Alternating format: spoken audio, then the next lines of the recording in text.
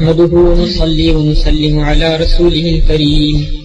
یہ پیشکش ہے أما بعد فأعوذ بالله من الشيطان الرجيم. بسم الله الرحمن الرحيم. إنا أرسلناك شاهدا ومبشرا ونذيرا لتؤمنوا بالله ورسوله وتعزروه وتوقروه وتسبحوه بكرة وأصيلا. صدق الله مولانا العلي العظيم وصدق رسوله النبي الأمين الكريم ونحن على ذلك لمن الشاهدين والشاكرين والحمد لله رب العالمين. الله رب محمد صلى عليه وسلم. الله رب محمد صلى عليه وسلم. نحن عباد محمد صلى عليه وسلم. نحن عباد محمد صلى عليه وسلم. وعلى ذبيه وصحبه أبد الدهور وكرما. وعلى ذبيه وصحبه أبد الدهور وكرما. وعلى ذبيه وصحبه أبد الدهور وكرما. الله رب محمد صلى عليه وسلم. نحن عباد محمد صلى عليه وسلم. محبوبان خدا جل وعلا وصلی اللہ تعالی وسلم علی سیدہم وعلیہم کی تعظیم کی وجہ یہ ہے کہ انہیں اللہ عز و جل سے علاقہ قرب ہے. اس علاقہ کے سبب ان کی تعظیم اللہ عز و جل ہی کی تعظیم ہے اور ان کی عزت اسی کی عزت ہے. رسول اللہ صلی اللہ تعالی علیہ وسلم فرماتے ہیں بے شک اللہ کی تعظیم سے ہے بوڑھے مسلمان کی عزت کرنی اور حافظ قرآن کی، نہ اس میں حد سے بڑھے نہ اس سے دوری کرے، اور حاکم عادل کی. مولا عز و جل فرماتا ہے فَإِنَّ الْعِزَّةَ لِلَّهِ جَمِيعًا، عزت ساری اللہ ہی کے لیے ہے. اور خود فرماتا ہے وَلِلَّهِ الْعِزَّةُ وَلِرَسُولِهِ وَلِلْمُؤْمِنِينَ وَلَكِنَّ الْمُنَافِقِينَ لَا يَعْلَمُونَ. عزت اللہ اور اس کے رسول اور مسلمانوں ہی کے لیے ہے مگر منافقوں کو خبر نہیں. رسول اور مسلمانوں کی عزت اگر عزت الہی سے جدا ہوتی تو عزت کے حصے ہو جاتے. ایک حصہ اللہ کے لیے، ایک رسول کا، ایک مومنین کا. حالانکہ رب عز و جل فرما چکا کہ عزت تو ساری اللہ ہی کے لیے ہے، تو قطعاً ان کی عزت اللہ ہی کی عزت ہے اور ان کی تعظیم اللہ ہی کی تعظیم. اللہ اور اس کے رسول میں فدائی ڈالنے والوں کو قرآن کریم کافر فرماتا ہے. ایک قوم کا حال ارشاد فرمایا یریدون ان یفرقوا بین اللہ ورسولہ. اللہ اور اس کے رسولوں میں جدائی ڈالنی چاہتے ہیں. پھر فرمایا ہم الکافرون حقا، یہی پکے کافر ہیں. رسولوں کی عزت، رسولوں کی عظمت، اللہ عز و جل کی عزت و عظمت سے جدا ماننی، اللہ اور اس کے رسولوں میں جدائی ڈالنی ہے. خاصان خدا خدا نہ باشند لیکن ز خدا جدا نہ باشند. ولہذا ان کی تعظیم مدار ایمان ہوئی اور ان کی ادنا توقیر کش. ارسال رسول کا ایک مقصد اعلیٰ تعظیم و توقیر رسول ہے. اللہ تبارک و تعالی ارشاد فرماتا ہے انا ارسلناک شاہدا ومبشرا ونذیرا لتؤمنوا باللہ ورسولہ وتعزروہ وتوقروہ. اے نبی ہم نے تمہیں بھیجا حاضر و ناظر اور خوشخبری دینے والا اور ڈر سنانے والا تاکہ اے لوگو تم اللہ رسول پر ایمان لاؤ اور رسول کی تعظیم و توقیر کرو۔ نبی صلی اللہ تعالی علیہ وسلم کی تعظیم و توقیر سے قرآن کریم کی متعدد آیات گونج رہی ہیں۔ اللہ تبارک و تعالی ارشاد فرماتا ہے لا تجعلوا دعاء الرسول بینکم کدعاء بعضکم بعضا، رسول کے پکارنے کو آپس میں ایسا نہ ٹھہرا لو جیسا تم میں ایک دوسرے کو پکارتا ہے، اور فرماتا ہے یا ایھا الذین آمنوا لا تقدموا بین یدی اللہ ورسولہ، اے ایمان والو اللہ رسول سے آگے نہ بڑھو، اور فرماتا ہے یا ایھا الذین آمنوا لا ترفعوا اصواتکم فوق صوت النبی ولا تجہروا له بالقول کجہر بعضکم لبعض ان تحبط اعمالکم وانتم لا تشعرون، اے ایمان والو اپنی آوازیں نبی کی آواز سے اونچی نہ کرو اور ان کی بارگاہ میں چلا کر نہ بولو جیسے آپس میں بولتے ہو، کہیں تمہارے اعمال برباد نہ ہو جائیں اور تمہیں خبر بھی نہ ہو۔ نبی صلی اللہ تعالی علیہ وسلم کی بارگاہ عظمت میں زانوے ادب تہ کرنے والے جنہوں نے مشکات نبوت سے براہ راست نور ہدایت حاصل کیا اور قرآن کریم کے معانی و مطالب کو درسگاہ نبوت میں سیکھا، وہ صحابہ کا مقدس گروہ ہے رضی اللہ تعالی عنہم اجمعین۔ ان سے پڑھ کر اسلامی تعلیمات اور قرآنی احکامات کا جاننے والا کون ہوگا؟ انہوں نے نبی صلی اللہ تعالی علیہ وسلم کی تعظیم و توقیر کیسی عظیم الشان جانی، یہ ان حضرات کے کردار و گفتار سے ظاہر ہے۔ چنانچہ صحیح بخاری شریف میں سہل بن سعد رضی اللہ تعالیٰ عنہ سے روایت ہے، وہ کہتے ہیں کہ بنی عمرو بن عوف کے درمیان کچھ مناقشہ تھا، نبی اکرم صلی اللہ تعالی علیہ وسلم چند اصحاب کے ساتھ ہمیں صلح کرانے کے لیے تشریف لے گئے، نماز کا وقت آ گیا اور حضور تشریف نہیں لائے، حضرت بلال نے اذان کہی، اب بھی تشریف نہیں لائے، حضرت بلال نے حضرت ابوبکر صدیق رضی اللہ تعالی عنہما کے پاس آ کر یہ کہا حضور وہاں رک گئے اور نماز تیار ہے، کیا آپ امامت کریں گے؟ فرمایا اگر کہو تو پڑھا دوں گا۔ حضرت بلال نے اقامت کہی اور حضرت ابوبکر آگے گئے، کچھ دیر بعد حضور تشریف لائے اور صفوں سے گزر کر صف اول میں تشریف لے جا کر قیام فرمایا۔ لوگوں نے ہاتھ پر ہاتھ مارنا شروع کیا کہ حضرت ابوبکر ادھر متوجہ، مگر جب وہ نماز میں کھڑے ہوتے تو کسی طرح متوجہ نہ ہوتے، مگر جب لوگوں نے بکثرت ہاتھ پر ہاتھ مارنا شروع کیا، حضرت ابوبکر رضی اللہ تعالی عنہ نے ادھر توجہ کی، دیکھا کہ حضور ان کے پیچھے تشریف فرما ہیں، حضور کے آگے تشریف لے جانے کے لیے اشارہ کیا۔ حضور نے فرمایا کہ تم نماز جیسے پڑھا رہے ہو پڑھاؤ۔ حضرت ابوبکر نے ہاتھ اٹھا کر اللہ کی حمد کی اور الٹے پاؤں چل کر صف میں شامل ہو گئے۔ حضور آگے پڑھے اور نماز پڑھائی۔ نماز سے فارغ ہو کر لوگوں سے فرمایا اے لوگو، نماز میں کوئی بات پیش آ جائے تو تم نے ہاتھ پر ہاتھ مارنا شروع کر دیا، یہ کام عورتوں کے لیے ہے۔ اگر کوئی چیز نماز میں کسی کو پیش آ جائے تو سبحان اللہ کہے، امام جب اس کو سنے گا متوجہ ہو جائے گا۔ اور ابو بکر صدیق رضی اللہ تعالیٰ عنہ سے فرمایا اے ابو بکر، جب میں نے اشارہ کر دیا تھا پھر تمہیں نماز پڑھانے سے کون سا امر مانے آیا، کس چیز نے روک دیا؟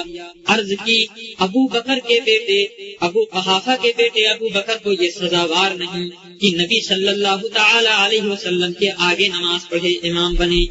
یہاں حضرت ابو بکر صدیق رضی اللہ تعالیٰ عنہ نے اپنے عمل سے تو یہ تعظیم کی کہ عین نماز کی حالت میں حضور کی خاطر مصلاح امامت خالی کر دیا اور خود پیچھے مقتدیوں میں شامل ہو گئے، اور اپنے قول سے یہ تعظیم کی کہ حضور اقدس صلی اللہ تعالی علیہ وسلم کی عظمت و بزرگی کا برملا اظہار کرتے ہوئے عرض کیا ابو قحافہ کے بیٹے کو یہ حق نہیں پہنچتا کہ وہ حضور کے آگے بڑھ کر نماز پڑھے۔ اسی طرح بخاری شریف کتاب التفسیر میں حضرت ثابت بن قیس رضی اللہ تعالیٰ عنہ کا ایک واقعہ مذکور ہے۔ حضرت ثابت بن قیس اونچا سنتے تھے اور اسی لیے بارگاہ رسالت میں ان کی آواز اونچی ہو جاتی تھی۔ چنانچہ جب یہ آیت کریمہ نازل ہوئی یا ایھا الذین آمنوا لا ترفعوا اصواتکم فوق صوت النبی ولا تجہروا له بالقول کجہر بعضکم لبعض ان تحبط اعمالکم وانتم لا تشعرون، یعنی اے ایمان والو اپنی آوازیں نبی کی آواز سے اونچی نہ کرو اور ان کے حضور چلا کر نہ بولو جیسے آپس میں بولتے ہو، کہیں تمہارے اعمال اکارت نہ ہو جائیں اور تمہیں خبر بھی نہ ہو۔ تو حضرت ثابت بن قیس اپنے گھر میں نظر بند ہو گئے اور سر جھکا کر یوں بیٹھ گئے جیسے ان پر بلائے عظیم نازل ہو گئی ہو۔ جب چند دن گزر گئے اور حضور نے انہیں حاضر نہ پایا تو فرمایا ثابت بن قیس کا کیا حال ہے کہ وہ آتے ہیں نہ دکھائی پڑتے ہیں؟ ایک صحابی نے عرض کی یا رسول اللہ میں ان کی خبر لاتا ہوں۔ چنانچہ وہ صحابی حضرت ثابت بن قیس کے گھر پہنچے، حال معلوم کیا اور واپس بارگاہ رسالت میں آ کر عرض گزار ہوئے یا رسول اللہ ثابت بن قیس کہتے ہیں میرا تو بہت برا حال ہے، میرے سارے اعمال برباد ہو گئے، میں جہنمی ہو گیا کیونکہ میری آواز بارگاہ رسالت میں اونچی ہو جاتی تھی۔ حضور نے فرمایا ان سے کہہ دو کہ تم جہنمی نہیں بلکہ تم تو جنتی ہو۔ اور اس آیت کریمہ کے نازل ہونے پر حضرت ابو بکر رضی اللہ تعالیٰ عنہ نے قسم کھائی اور عرض کیا یا رسول اللہ آئندہ میں ایسے ہی بات کیا کروں گا جیسے سرگوشی میں کی جاتی ہے۔ اور حضرت عمر رضی اللہ تعالیٰ عنہ کی یہ حالت ہوئی کہ وہ حضور اقدس صلی اللہ تعالیٰ علیہ وسلم کے سامنے انتہائی پست آواز میں بات کرنے لگے، یہاں تک کہ بعض اوقات حضور ان سے دوبارہ دریافت فرماتے سچ ہے ادب گاہی زیر آسماں از عرش نازک تر نفس گم کردمی آیت جنید و پا یزید جا۔ وہ بارگاہ ہے آسمان کے نیچے لیکن عرش سے زیادہ نازک، جہاں جنید و بایزید جیسے امام زمانہ حقیقت آشنا سانس روک کر حاضری دیتے ہیں کہ سانس کی آواز سے کہیں اس عالی بارگاہ کی بے ادبی نہ ہو جائے۔ قرآن کریم نے صحابہ کی اس تعلیم کو سراہا اور فرمایا ان الذين يغضون اصواتهم عند رسول الله اولئك الذين امتحن الله قلوبهم للتقوى لهم مغفرة واجر عظيم۔ بے شک جو لوگ رسول اللہ کی بارگاہ میں اپنی آوازیں پست رکھتے ہیں یہ وہ لوگ ہیں جن کے دلوں کو اللہ نے پرہیزگاری کے لیے پرکھ لیا، ان کے لیے بخشش اور بڑا اجر ہے۔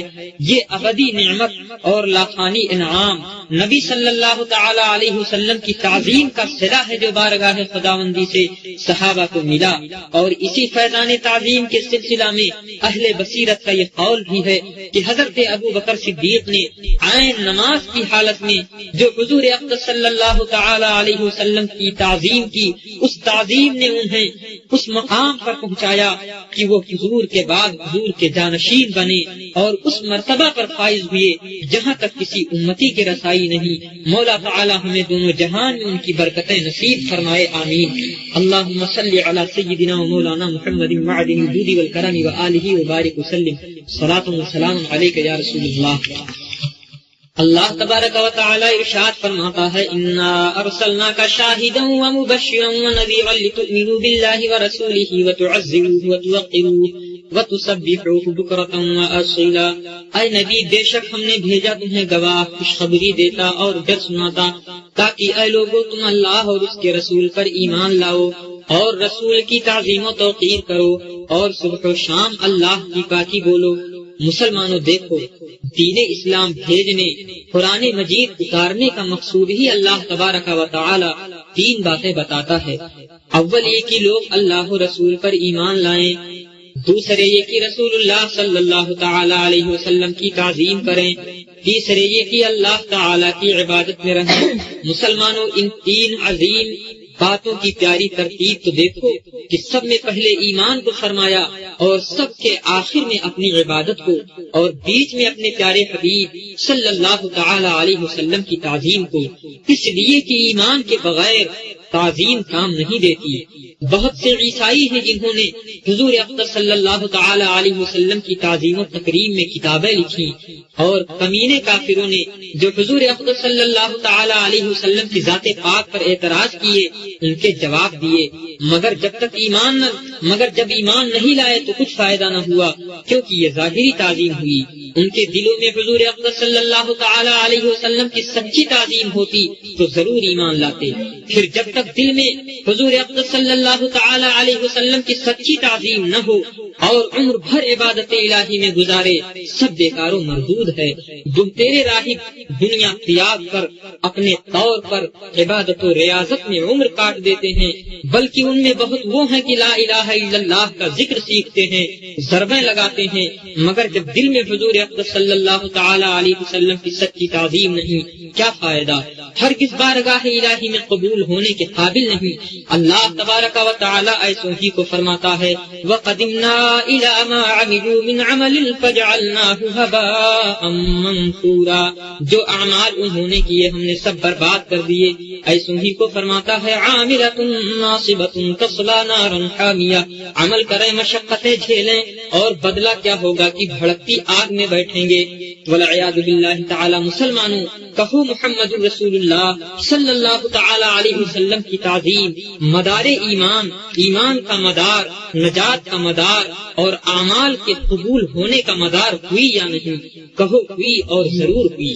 اللہ تبارک و تعالی قرآن شریف کے 10ویں پارہ سورہ توبہ شریف میں ارشاد فرماتا ہے قل ان کان آباؤکم وابناؤکم واخوانکم وازواجکم وعشیرتکم واموال اقترفتموها وتجارة تخشون كسادها ومساكن ترضونها أحب إليكم من الله ورسوله وجهاد في سبيله فتربصوا حتى يأتي الله بأمره والله لا يهدي القوم الفاسقين۔ اس کا ترجمہ یہ ہے اے نبی تم فرما دو اے لوگو، تمہارے باپ، تمہارے بیٹے، تمہارے بھائی، تمہاری بیویاں، تمہارا کنبہ، تمہاری کمائی کے مال اور وہ سوداگری جس کے نقصان کا تمہیں اندیشہ ہے اور تمہاری پسند کے مکان، ان میں کوئی چیز بھی اگر تم کو اللہ اور اللہ کے رسول اور اس کی راہ میں کوشش کرنے سے زیادہ محبوب ہے تو انتظار رکھو یہاں تک کہ اللہ اپنا عذاب اتارے، اور اللہ تعالی بے حکموں کو راہ نہیں دیتا۔ اس آیت سے معلوم ہوا کہ جسے دنیا جہان میں کوئی معزز، کوئی عزیز، کوئی مال، کوئی چیز اللہ رسول سے زیادہ محبوب ہو وہ بارگاہ الہی سے مردود ہے۔ اللہ اسے اپنی طرف راہ نہ دے گا، اسے عذاب الہی کے انتظار میں رہنا چاہیے۔ والعیاذ باللہ تعالی۔ تمہارے پیارے نبی صلی اللہ تعالی علیہ وسلم فرماتے ہیں لا یؤمن احدکم حتی اکون احب الیہ من والدہ وولدہ والناس اجمعین، تم میں کوئی مسلمان نہ ہوگا، تم میں کوئی مسلمان نہ ہوگا جب تک میں اس کے نزدیک اس کے ماں باپ، اولاد اور سب آدمیوں سے زیادہ پیارا نہ ہوں صلی اللہ تعالی علیہ وسلم۔ یہ حدیث صحیح بخاری اور صحیح مسلم میں انس بن مالک انصاری رضی اللہ تعالی عنہ سے ہے۔ اس نے تو یہ بات صاف فرما دی کہ جو حضور اقدس صلی اللہ تعالی علیہ وسلم سے زیادہ کسی کو عزیز رکھے ہرگز مسلمان نہیں۔ مسلمانوں کہو محمد رسول اللہ صلی اللہ تعالی علیہ وسلم کو تمام جہان سے زیادہ محبوب رکھنا مدار ایمان و مدار نجات ہوا یا نہیں؟ کہو ہوا اور ضرور ہوا۔ اور جب قرآن عظیم کی آیات نے بتا دیا کہ دل میں حضور اقدس صلی اللہ تعالی علیہ وسلم کی سچی عظمت سارے جہان سے بڑھ کر دل میں حضور کی محبت مدار ایمان ہے، تو جو ان کی شان میں گستاخی کرے کیا وہ مسلمان ہو سکتا ہے؟ ہرگز نہیں۔ اپنے رب کا ارشاد سنو۔ اللہ پاک 10ویں پارہ 16ویں رکوع میں ارشاد فرماتا ہے یحلفون باللہ ما قالوا ولقد قالوا کلمۃ الکفر وکفروا بعد اسلامہم، خدا کی قسم کھاتے ہیں کہ انہوں نے نہ کہا اور ضرور بے شک انہوں نے کفر کی بات کہی اور اسلام میں آ کر کافر ہو گئے۔ اس آیت کریمہ کا شان نزول جو حضرت عبداللہ بن عباس رضی اللہ تعالی عنہما نے بیان فرمایا اس طرح ہے کہ حضور صلی اللہ تعالی علیہ وسلم ایک پیڑ کے سائے میں تشریف فرما تھے۔ اسی درمیان میں اسی اسنا میں صحابہ سے فرمایا قریب ایک شخص آئے گا جو شیطان کی آنکھوں سے تمہیں دیکھے گا، وہ آئے تو اس سے بات نہ کرنا۔ تھوڑی دیر نہ گزری تھی کہ ایک پرنجی آنکھوں والا سامنے سے گزرا۔ حضور اقدس صلی اللہ تعالی علیہ وسلم نے اسے بلا کر فرمایا تو اور تیرے ساتھی کس بات پر میری شان میں گستاخی کے لفظ بولتے ہیں؟ وہ گیا اور اپنے ساتھیوں کو بلا لایا۔ سب نے آ کر قسمیں کھائیں کہ ہم نے کوئی کلمہ حضور کی شان میں گستاخی کا نہ کہا۔ اس پر اللہ عز و جل نے یہ آیت اتاری، یعنی خدا کی قسم کھاتے ہیں کہ انہوں نے توحید نہ کی، حالانکہ ضرور بے شک انہوں نے توحید کا کفریہ کلمہ کہا اور دعوی اسلام کے بعد محبوب تمہاری شان میں توہین کر کے کافر ہو گئے۔ اور قرآن کریم حکیم ارشاد فرماتا ہے وَلَئِن سَأَلْتَهُمْ لَيَقُولُنَّ إِنَّمَا كُنَّا نَخُوضُ وَنَلْعَبُ قُلْ أَبِاللَّهِ وَآيَاتِهِ وَرَسُولِهِ كُنتُمْ تَسْتَهْزِئُونَ لَا تَعْتَذِرُوا قَدْ كَفَرْتُمْ بَعْدَ إِيمَانِكُمْ۔ اس کا ترجمہ یہ ہے اگر ان سے پوچھو تو یہی کہیں گے کہ ہم تو یوں ہی ہنسی کھیل میں تھے۔ محبوب فرما دو کیا اللہ سے، اس کی آیتوں سے اور اس کے رسول سے ٹھٹھا کرتے تھے؟ بہانے نہ بناؤ، تم کافر ہو چکے ایمان لانے کے بعد۔ حضرت عبداللہ ابن عباس کے شاگرد خاص حضرت امام مجاہد رضی اللہ تعالی عنہ اس آیت کریمہ کے شان نزول میں راوی ہے کہ ایک شخص کی اونٹنی گم ہو گئی، اس کی تلاش کی۔ حضور اقدس صلی اللہ تعالی علیہ وسلم نے فرمایا کہ اونٹنی فلاں جنگل میں فلاں مقام پر ہے۔ جب یہ غیبی خبر ایک منافق نے سنی تو کہنے لگا یحدثنا محمد ان ناقۃ فلان بواد کذا وکذا وما یدریہ بالغیب، یعنی حضور بتاتے ہیں کہ اونٹنی فلاں جنگل میں فلاں مقام پر ہے، وہ غیب کیا جانے، انہیں غیب کی کیا خبر۔ معاذ اللہ۔ اس پر اللہ عز و جل نے یہ آیت اتاری کہ کیا اللہ رسول سے ٹھٹھا کرتے ہو، بہانے نہ بناؤ، تم مسلمان کہلانے کے بعد گستاخی کے یہ کلمات کافر ہو گئے۔ دیکھو توہین کرنے والے کے بارے میں قرآن نے صاف ارشاد فرمایا کہ وہ کافر ہو گیا، اور اتنی وضاحت کے ساتھ انہیں کافر قرار دیا کہ ان کی قسم ذکر فرمائی کہ بخدا ہم نے توہین نہ کی، ان کا ہیلا ذکر فرمایا کہ ہم نے یوں ہی ہنسی میں کہہ دیا تھا، پھر ان کی قسم اور ہیلا کو مردود کر دیا اور فرمایا ضرور یقیناً تم نے گستاخی کی ہے، بہانے مت بناؤ، تم کافر ہو چکے ہو۔ پھر یہ بھی دیکھو کہ قرآن ان کے ایمان و اسلام ظاہری کو بیان کر رہا ہے۔ اسلام میں آنے کے بعد، اسلام لانے کے بعد کافر ہو گئے، ضرور وہ کلمہ پڑھتے تھے، دعوی اسلام کرتے تھے، نماز پڑھتے تھے، قرآن و حدیث کی تعلیم خود صاحب قرآن سے حاصل کرتے تھے۔ اگر توہین کا یہ ایک جملہ ان کے منہ سے نہ نکلتا تو دنیا انہیں صحابی کہتی۔ ایسے نمازی مدعی اسلام اور قرآن و حدیث کے جانکار سے جب توہین سرزد ہوئی تو قرآن نے صاف فرمان جاری کیا کہ وہ توہین کا ایک کلمہ بول کر کافر ہو گئے، مسلمان نہیں رہے۔ دیکھو نبی صلی اللہ تعالی علیہ وسلم کی شان میں توہین کیسا عظیم وبال اور دنیا و آخرت کا کتنا بھاری نقصان ہے کہ توہین کرنے والے کا کلمہ پڑھنا، خود کو مسلمان کہنا مفید نہ رہا۔ اس کی قسم اور اس کا عذر بارگاہ الہی سے مردود قرار پایا۔ کلمہ پڑھنے اور دعوی مسلمانی کرنے کے باوجود قرآن نے اسے کافر قرار دیا، حالانکہ توہین کا یہ واقعہ دور رسالت میں رونما ہوا تھا۔ تو جب اس زمانے میں نمازی، روزہ دار، قرآن و حدیث کا جانکار توہین کرنے کے سبب کافر قرار پایا تو آج کے زمانے کا کوئی نمازی، روزہ دار، قرآن و حدیث کا جانکار اگر توہین کرے تو کیسے کافر نہ ہوگا؟ جب دور رسالت کا علم و تقویٰ گستاخ کو کافر ہونے سے نہ بچا سکا تو آج کا علم و تقویٰ کسی گستاخ کو بھلا کیسے مسلمان بنائے رکھے گا؟ آج یہ مشہور کیا جاتا ہے کہ اہل سنت اور وہابیہ دیوبندیہ کے درمیان جو اختلاف ہے وہ چند فروعی مسائل کا اختلاف ہے، مثلا فاتحہ، عرس، تحلم، مجلس میلاد وغیرہ۔ حالانکہ ایسا نہیں۔ ہاں یہ صحیح ہے کہ یہ چیزیں ہمارے بزرگان دین سے جاری اور اہل سنت کے معمولات میں سے ہیں، اور ان سے انکار آج وہابیہ دیوبندیہ کا شعار اور ان کی علامت بن چکا ہے۔ لیکن کیا آج صرف ان باتوں سے انکار کا وہابیہ دیوبندیہ اور اہل سنت کے درمیان اختلاف ہے؟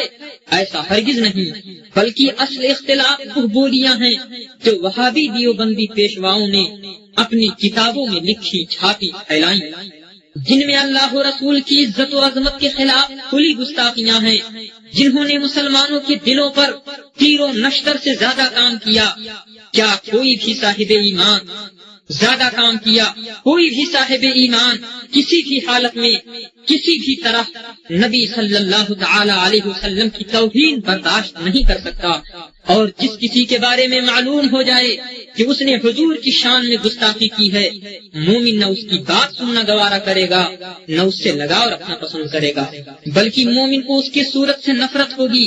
یہی وجہ ہے کہ مخالفین ان گستاخیوں پر پردہ ڈالے رکھنا چاہتے ہیں اور چھپی کتابوں کو چھپا کر سادہ لوح مسلمانوں کو یہی تاثر دیتے ہیں کہ ہمارا ان کا اختلاف چند فروعی مسئلوں کا اختلاف ہے، مگر نہا پیماند آرازے کدو سازند محفلہا۔ ان بولیوں میں سے ایک بولی دیوبندیوں کے ایک پیشوا مولوی قاسم صاحب نانوتوی کی ہے، جو دارالعلوم دیوبند کے بانی ہیں۔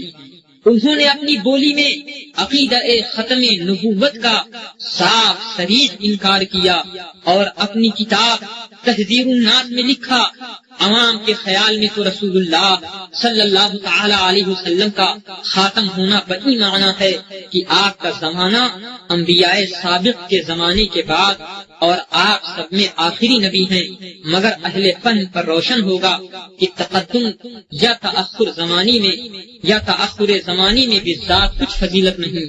اور صفحہ 28 پر لکھا، اگر بالفرض بعد زمانہ نبوی بھی کوئی نبی آ جائے تو پھر بھی خاتمیت محمدی میں کچھ فرق نہیں پڑے گا۔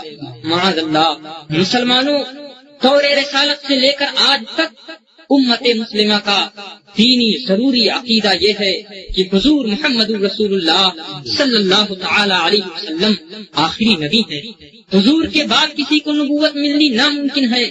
اللہ تبارک و تعالی ارشاد فرماتا ہے، وَلَٰكِن رَّسُولَ اللَّهِ وَخَاتَمَ النَّبِيِّينَ، لیکن محمد اللہ کے رسول ہیں اور خاتم النبیین۔ دیکھو اللہ تبارک و تعالی نے اپنے حبیب کی شان میں خاتم النبیین فرمایا۔ صحابہ، تابعین، ائمہ مجتہدین اور تمام بزرگان دین کا اتفاق اور اجماع ہے کہ خاتم النبیین کے معنی ہے آخری نبی، سب میں پچھلے نبی۔ اور خود حضور اقدس صلی اللہ تعالی علیہ وسلم ارشاد فرماتے ہیں، انا خاتم النبیین لا نبی بعدی، میں آخری نبی ہوں، میرے بعد کوئی نبی نہیں۔ مولوی قاسم صاحب نے خاتم النبیین کے اس معنی کا انکار کر دیا جو حضور صلی اللہ تعالی علیہ وسلم نے ارشاد فرمایا، اور جسے صحابہ سے لے کر آج تک کے بزرگان دین نے سمجھا تو یہ حضور کو خاتم النبیین ماننے ہی سے انکار کرنا ہوا۔ جیسے قرآن عظیم نے فرمایا، وَأَقِيمُوا الصَّلَاةَ، اور نماز قائم کرو، تو قرآن میں صلاۃ کا لفظ آیا ہے۔ اب کوئی کہے کہ میں صلاۃ کو تو مانتا ہوں، لیکن صلاۃ کے معنی وہ نہیں جو تمام لوگ سمجھتے ہیں، یعنی قیام، قرات، رکوع، سجود وغیرہ، بلکہ صلاۃ کے معنی ہے دعا، چاہے جس طرح سے مانگی جائے۔ ظاہر ہے ایسا کہنے والا نماز اور قرآن کا منکر ہے، البتہ اپنے انکار پر اقرار کا پردہ ڈالے ہوئے ہے تاکہ تمام سادہ لوح مسلمانوں کو یہ دھوکہ دے سکے کہ میں نماز و قرآن کا منکر اور کافر نہیں ہوں۔ تو جیسے صحابہ سے لے کر آج تک کے تمام بزرگان دین نے صلاۃ کا جو معنی سمجھا اس معنی کا انکار صلاۃ ہی کا انکار ہے، اسی طرح خاتم النبیین کا جو معنی صحابہ اور تمام بزرگان دین نے سمجھا اس معنی کا انکار خاتم النبیین ہی کا انکار ہے، اور خاتم النبیین کا انکار قرآن کا انکار ہے۔ تو قرآن کے انکار کے بعد بھلا کوئی کیسے مسلمان ہو سکتا ہے؟ پھر صحابہ، تابعین اور تمام بزرگان دین نے خاتم النبیین کا جو معنی سمجھا یعنی آخری نبی، اس معنی کو مولوی قاسم صاحب نے عوام اور ناسمجھ لوگوں کا خیال بتایا۔ تو گویا ان کے نزدیک صحابہ، تابعین اور تمام بزرگان دین عوام اور ناسمجھ تھے، معاذ اللہ۔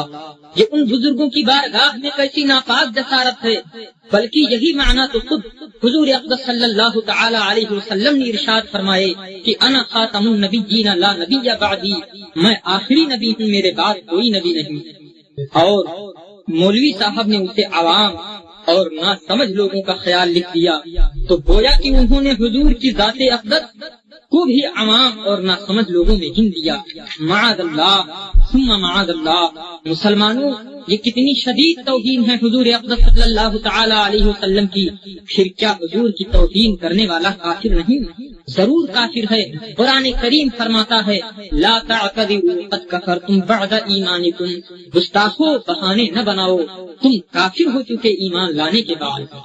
دیوبندیوں کے ایک اور پیشوا سامعین کرام، ایک زبردست کتاب تمہید ایمان جو 56 صفحات پر مشتمل ہے، امام اہل سنت امام احمد رضا قادری بریلوی رحمت اللہ تعالی علیہ نے تصنیف فرمائی ہے۔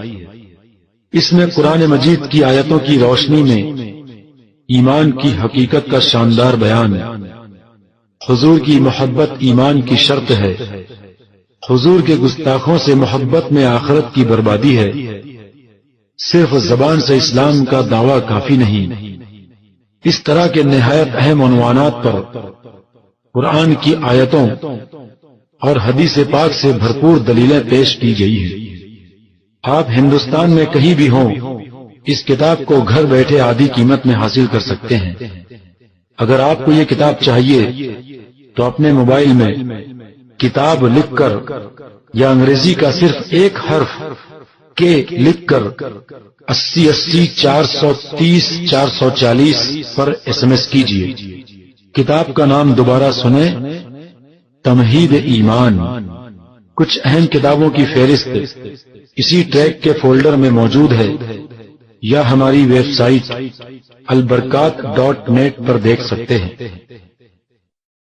دیوبندیوں کے ایک اور پیشوا براہین قاطعہ کے صفحہ 51 میں مولوی خلیل الرشید صاحبان نے حضور اقدس صلی اللہ تعالی علیہ وسلم کے لیے پوری روئے زمین کا علم ماننے سے انکار کرتے ہوئے لکھا، شیطان و ملک الموت کو یہ وسعت یعنی پوری روئے زمین کا علم قرآن و حدیث کی نص سے ثابت ہے۔ فخر عالم کی وسعت علم یعنی پوری روئے زمین کے علم کی قرآن و حدیث میں کون سی نص قطعی ہے؟ معاذ اللہ۔ مسلمانوں دیکھو، مولوی خلیل الرشید صاحبان شیطان کے لیے پوری روئے زمین کا علم مانتے ہیں اور کہتے ہیں یہ قرآن و حدیث سے ثابت ہے، اور حضور نبی کریم صلی اللہ تعالی علیہ وسلم کے لیے وہی پوری روئے زمین کا علم ماننے سے انکار کرتے ہیں اور کہتے ہیں قرآن و حدیث میں اس کا ثبوت کہاں ہے؟ دیکھو کیسا صاف شیطان کو حضور سے زیادہ علم والا ٹھہرا رہے ہیں۔ قاضی عیاض رحمت اللہ تعالی علیہ شفا شریف میں فرماتے ہیں، من قال فلان اعلم منہ صلی اللہ تعالی علیہ وسلم فهو صاف حکمہ حکم الصاف۔ جو کسی کو حضور سے زیادہ علم والا بتائے وہ حضور کو گالی دیتا ہے، اس کا حکم وہی ہے جو گالی دینے والے کا ہے۔ دیکھو، جب حضور کے مقابلے میں کسی کو زیادہ علم والا ماننا ہی حضور کی توہین ہے تو اس مقابلے میں شیطان جیسے خبیث مردود کو لانا کس درجہ گندی گھنونی توہین ہوگی۔ پھر کیا ایسی سخت شدید توہین کرنے والا کافر نہیں؟ ضرور کافر ہے۔ قرآن کریم فرماتا ہے، لا تعتذروا قد کفرتم بعد ایمانکم، گستاخو بہانے نہ بناؤ، تم کافر ہو چکے ایمان لانے کے بعد۔ دیوبندیوں کے ایک اور مایہ ناز پیشوا مولوی اشرف خیلی صاحب تھانوی ہیں۔ انہوں نے حفظ الایمان نامی اپنی کتاب میں حضور اقدس صلی اللہ تعالی علیہ وسلم کے علم غیب کے بارے میں لکھا، اگر بعض علوم غیبیہ مراد ہیں تو اس میں حضور کی ہی کیا تخصیص؟ ایسا علم غیب تو زید و عمر بلکہ ہر صبی و مجنون، بچہ اور پاگل، بلکہ جمیع حیوانات و بہائم یعنی تمام جانوروں اور چوپایوں کے لیے بھی حاصل ہے۔ معاذ اللہ۔ مسلمانوں دیکھو، اللہ پاک ارشاد فرماتا ہے، وَعَلَّمَكَ مَا لَمْ تَكُنْ تَعْلَمْ، ہم نے تمہیں سکھا دیا جو کچھ تم نہ جانتے تھے۔ اور فرماتا ہے، الرحمن علم القرآن، رحمان نے حبیب کو قرآن سکھایا۔ قرآن کیا ہے؟ خود اللہ تعالی ارشاد فرماتا ہے، وَنَزَّلْنَا عَلَيْكَ الْكِتَابَ تِبْيَانًا لِكُلِّ شَيْءٍ، ہم نے تم پر کتاب اتاری ہر چیز کا روشن بیان۔ تو ثابت ہوا کہ رحمان نے اپنے حبیب کو ہر چیز کا روشن بیان سکھایا۔ دیکھو، جن کے علم کا قرآن خطبہ پڑھے، جن کے بارے میں فرمائے اللہ نے انہیں ہر چیز کا علم دے دیا، ان کے علم کو بچوں، پاگلوں اور جانوروں کے جیسا بتانا کتنی گندی، گھنونی اور کھلی توہین ہے۔ مسلمانوں کیا یہ گندی بولیاں اللہ و رسول جل وعلا و صلی اللہ تعالی علیہ وسلم کی شان میں کھلی توہین نہیں ہے؟ کیا ایسی بولیاں کسی مسلمان کی زبان یا قلم سے نکل سکتی ہیں؟ جن کی زبان یا قلم سے ایسی بولیاں نکلی ان میں ایمان و اسلام کی ذرہ برابر رمق ہو سکتی ہے؟ کیا ایسی بولیاں بولنے والے مسلمان ہو سکتے ہیں؟ کیا ایسوں کو جو مسلمان گمان کرے وہ مسلمان رہ سکتا ہے؟ مسلمانوں کو ایمان اللہ رسول جل وعلا وصلی اللہ تعالی علیہ وسلم پر رکھتے ہو، اپنے ایمان کے دل پر ہاتھ رکھ کر سوچو، خود تمہارا ایمان تمہارے اسلاف اہل سنت کی طرح گواہی دے گا کہ بے شک وہ گولیاں کہ تہذیب الناس، براہین قاطعہ اور حفظ الایمان نام کی کتابوں میں چھپی، ضرور اللہ رسول جل وعلا وصلی اللہ تعالی علیہ وسلم کی شان میں کھلی توہین ہے۔ ہرگز ایسی بولیاں مسلمان کی زبان یا قلم سے نہیں نکل سکتی، جن کی زبان یا قلم سے ایسی بولیاں نکلی ہرگز ان میں ایمان و اسلام کی ذرہ برابر رمق نہیں ہو سکتی۔ ایسی بولیاں بولنے والے ہرگز مسلمان نہیں ہو سکتے۔ ایسوں کو جو مسلمان گمان کرے خود مسلمان نہیں رہ سکتے۔ یہاں بعض بے علم نادان لوگ یہ عذر کرتے ہیں کہ صاحب یہ گستاخی کرنے والے لوگ بھی تو عالم مولوی ہیں، بھلا عالموں مولویوں کو کیسے کافر سمجھیں یا برا مانیں؟ اس کا جواب یہ ہے، اللہ عز و جل ارشاد فرماتا ہے، افرأیت من اتخذ الہہ ہواہ واضلہ اللہ علی علم وختم علی سمعہ وقلبہ وجعل علی بصرہ غشاوہ فمن یہدیہ من بعد اللہ افلا تذکرون۔ بھلا دیکھ تو جس نے اپنی خواہش کو اپنا خدا بنا لیا اور اللہ نے علم ہوتے ساتھ اسے گمراہ کیا اور ان کے کان اور دل پر مہر لگا دی اور ان کی آنکھ پر پٹی چڑھا دی، تو کون اسے راہ پر لائے اللہ کے بعد؟ تو کیا تم دھیان نہیں کرتے؟ اور اللہ پاک 28ویں پارہ 11ویں رکوع میں ارشاد فرماتا ہے، مثل الذین حملوا التوراۃ ثم لم يحملوها كمثل الحمار يحمل اسفارا بئس مثل القوم الذین کذبوا بآیات اللہ واللہ لا یہدی القوم الظالمین۔ وہ جن پر تورات کا بوجھا رکھا گیا پھر انہوں نے نہ اٹھایا، ان کا حال اس گدھے کا سا ہے جن پر کتابیں لدی ہوں۔ کیا بری مثال ہے ان کی جنہوں نے خدا کی آیتیں جھٹلائیں، اور اللہ ظالموں کو ہدایت نہیں کرتا۔ اور اللہ تبارک و تعالی قرآن مقدس کے 9ویں پارہ 12ویں رکوع میں ارشاد فرماتا ہے، وَاتْلُ عَلَيْهِمْ نَبَأَ الَّذِي آتَيْنَاهُ آيَاتِنَا فَانسَلَخَ مِنْهَا فَأَتْبَعَهُ الشَّيْطَانُ فَكَانَ مِنَ الْغَاوِينَ وَلَوْ شِئْنَا لَرَفَعْنَاهُ بِهَا وَلَكِنَّهُ أَخْلَدَ إِلَى الْأَرْضِ وَاتَّبَعَ هَوَاهُ فمثله كمثل الكلب إن تحمل عليه يلهث أو تتركه يلهث ذلك مثل القوم الذين كذبوا بآياتنا فاقصص القصص لعلهم يتفكرون ساء مثلا القوم الذين كذبوا بآياتنا وأنفسهم كانوا يظلمون من يهدي الله فهو المهتدي ومن يضلل فأولئك هم الخاسرون۔ انہیں پڑھ کر سنا خبر اس کی جسے ہم نے اپنی آیتوں کا علم دیا تھا، وہ ان سے نکل گیا تو شیطان اس کے پیچھے لگا کہ گمراہ ہو گیا، اور ہم چاہتے تو اس علم کے بعد اسے گرتے سے اٹھا لیتے، مگر وہ تو زمین پکڑ گیا اور اپنی خواہش کا پیرو ہو گیا، تو اس کا حال کتے کی طرح ہے، تو اس پر حملہ کرے تو زبان نکال کر ہانپے اور چھوڑ دے تو ہانپے۔ یہ ان کا حال ہے جنہوں نے ہماری آیتیں جھٹلائیں، تو ہمارا یہ ارشاد بیان کر کہ شاید لوگ سوچیں کیا برا حال ہے ان کا جنہوں نے ہماری آیتیں جھٹلائیں اور اپنی ہی جانوں پر ستم ڈھاتے تھے۔ جسے خدا ہدایت کرے وہ راہ پائے اور جسے گمراہ کرے تو وہی سراسر نقصان میں ہے۔ یعنی ہدایت کچھ علم پر نہیں، خدا کی اختیار ہے۔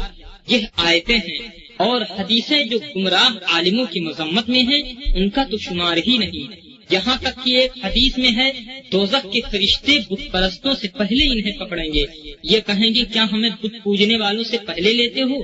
جواب ملے گا جاننے والے اور انجان برابر نہیں۔ بھائیو، عالم کی عزت تو اس بنا پر تھی کہ وہ نبی کا وارث ہے۔ نبی کا وارث وہ جو ہدایت پر ہو، اور جب گمراہی پر ہے تو نبی کا وارث ہوا یا شیطان کا؟ اس وقت اس کی تعظیم نبی کی تعظیم ہوتی، اب اس کی تعظیم شیطان کی تعظیم ہوگی۔ یہ اس صورت میں ہے کہ عالم کفر سے نیچے کسی گمراہی میں ہو، جیسے بد مذہبوں کے علماء، پھر اس کا کیا پوچھنا جو خود کفر شدید میں ہو، اسے عالم دین جاننا ہی کفر ہے، نہ کہ عالم دین جان کر اس کی تعظیم۔ بھائیو، علم اس وقت نفع دیتا ہے کہ دین کے ساتھ ہو، ورنہ پنڈت یا پادری کیا اپنے یہاں کے عالم نہیں؟ ابلیس کتنا بڑا عالم تھا، پھر کیا کوئی مسلمان اس کی تعظیم کرے گا؟ اسے تو معلم الملکوت کہتے ہیں، یعنی فرشتوں کو علم سکھاتا۔ جب سے اس نے محمد الرسول اللہ صلی اللہ تعالی علیہ وسلم کی تعظیم سے منہ موڑا، حضور کا روح کی پیشانی آدم علیہ السلام میں رکھا گیا، اسے سجدہ نہ کیا، اس وقت سے لعنت ابدی کا طوق اس کے گلے میں پڑا۔ دیکھو جب سے اس کے شاگردان رشید اس کے ساتھ کیا برتاؤ کرتے ہیں، ہمیشہ لعنت اس پر بھیجتے ہیں۔ ہر رمضان شریف میں مہینہ بھر اسے زنجیروں میں جکڑتے ہیں، قیامت کے دن کھینچ کر جہنم میں ڈھکیلیں گے۔ یہاں سے علم کا جواب بھی واضح ہو گیا اور استاذی کا بھی۔ بھائیو، کروڑ افسوس ہے اس ادعائے مسلمانی پر کہ اللہ واحد قہار اور محمد الرسول اللہ سید الابرار صلی اللہ تعالی علیہ وسلم سے زیادہ استاد کی وقعت ہو، اللہ و رسول سے بڑھ کر بھائی یا دوست یا دنیا میں کسی کی محبت ہو۔ اے رب ہمیں سچا ایمان دے، صدقہ اپنے حبیب کی سچی عزت، سچی رحمت کا صلی اللہ تعالی علیہ وسلم، آمین۔ بھائیو، باپ کو کوئی گالی دے، بیٹا دیکھے کہ گالی دینے والا عالم کہلاتا ہے تو کیا بیٹا برا نہ مانے گا، شیر مادر کی طرف پی جائے گا؟ ہرگز نہیں، کیونکہ بیٹے کے دل میں باپ کی محبت ہے تو جو باپ سے بڑھ کر مہربان اور محبت کے حقدار ہوں، جن کی صحبت مدار ایمان ہو، ان کی شان میں توہین کی جائے اور ان کا امتی کہلانے والا یہ کہے کہ وہ توہین کرنے والا تو عالم مولوی ہے، بھلا اسے کافر کیسے کہیں؟ خدا را انصاف۔ جس کسی کے دل میں اللہ و رسول جل جلالہ صلی اللہ تعالی علیہ وسلم کی محبت ہوگی، اسے پیشوایان دیوبندیہ کی بولیوں سے ٹھیس نہ پہنچے گی، اس کا دل ان گستاخیوں کو سن کر رنجیدہ نہ ہوگا۔ خدا را دم بھر کے لیے سب آنکھیں بند کر کے سر جھکا کر خدا و رسول کی محبت کو دل میں جما کر سوچو کہ توہین کرنے والوں کے بارے میں ایک امتی کا رد عمل کیا ہونا چاہیے۔ آیا یہ کہ توہین کرنے والوں کو کافر سمجھے، ان سے نفرت کرے، ان سے تنکا توڑ الگ رہے، یا یہ کہ ان کی ظاہری خوبی دیکھے، ان کے عالم مولوی ہونے کا پاس لحاظ کرے؟ معاذ اللہ۔ ذرا قرآن کریم کی ان آیتوں پر غور کرو جو پہلے ذکر کی جا چکی، جن میں فرمایا گیا کہ توحید کرنے والا کافر ہو گیا۔ یہ آیتیں ان لوگوں کے بارے میں نازل ہوئی جو نبی صلی اللہ تعالی علیہ وسلم کی خدمت میں حاضری دے لیا کرتے تھے اور کتاب اللہ اور سنت رسول اللہ کی معلومات بھی انہیں حاصل تھی، لیکن جب ان سے توہین سرزد ہوئی تو ان کی کوئی بھی خوبی انہیں خارج از اسلام ہونے سے نہ روک سکی، اور ان کے بارے میں قرآن نے فرمایا کہ وہ کافر ہو گئے۔ صحابہ کرام کی کردار ملاحظہ کریں۔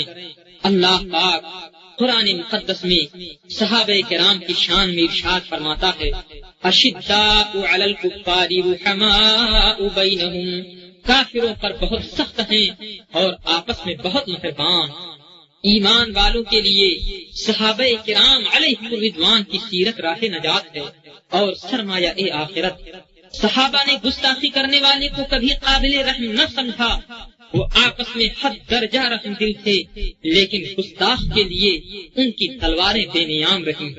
چنانچہ نبی صلی اللہ تعالی علیہ وسلم غزوہ بنی مصطلق سے جب واپس تشریف لا رہے تھے تو اثناء راہ میں ابن ابی منافق نے حضور صلی اللہ تعالی علیہ وسلم کی شان میں گستاخانہ زبان کھولی۔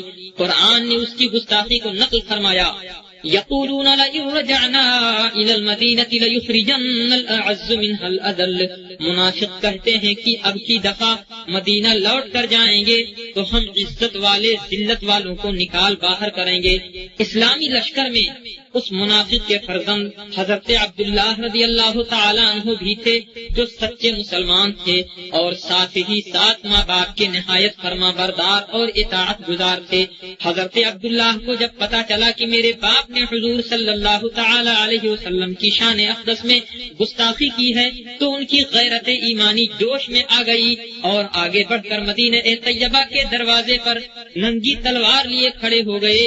ابن ابی جب وہاں پہنچا تو حضرت عبداللہ نے فرمایا ٹھہر جا او ملعون، کیا بکا تھا، دروازے میں قدم نہ رکھنے دوں گا جب تک ظاہر نہ کر دوں کہ کون عزت دار ہے اور کون ذلیل ہے۔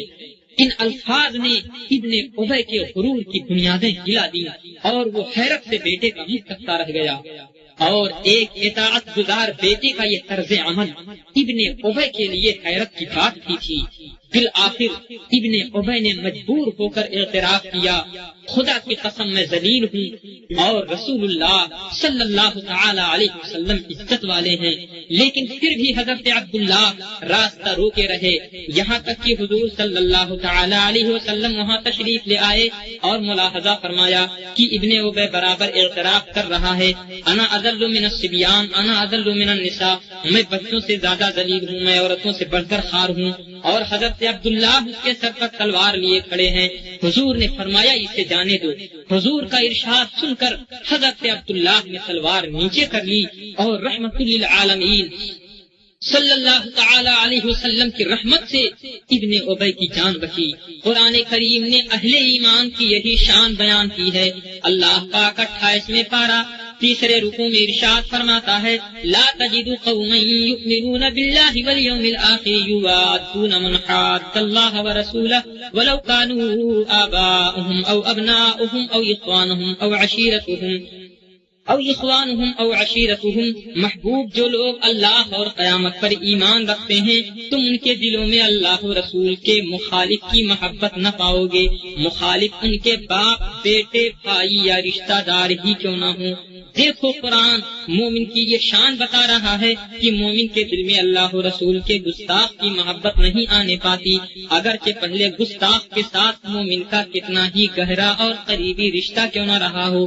جس کسی سے گستاخی سرزد ہو جائے مومن اس کی محبت سے دستبردار ہو جاتا ہے، اس کی محبت کو دل سے نکال پھینکتا ہے۔ گستاخ کے لیے مومن کے دل میں جگہ نہیں ہوتی۔ مومن کے دل میں اللہ و رسول کی محبت کے ساتھ کسی گستاخ کی محبت جمع نہیں ہونے پاتی۔ مسلمانوں قرآن سے یہ نور لو اور صحابہ کے نقش قدم پر چلو۔ دیکھو جو بندہ مومن اللہ و رسول کی خوشی کے لیے ان کے گستاخ سے جدا ہو جائے، ان کے دشمن کی محبت کو اگرچہ وہ کتنا ہی قریبی ہو دل سے نکال پھینکے، اس سے دل کا توڑ الگ ہو جائے، اسے پروردگار عالم بشارت دیتا ہے، ارشاد فرماتا ہے، اولئک کتب فی قلوبہم الایمان وأیدہم بروح منہ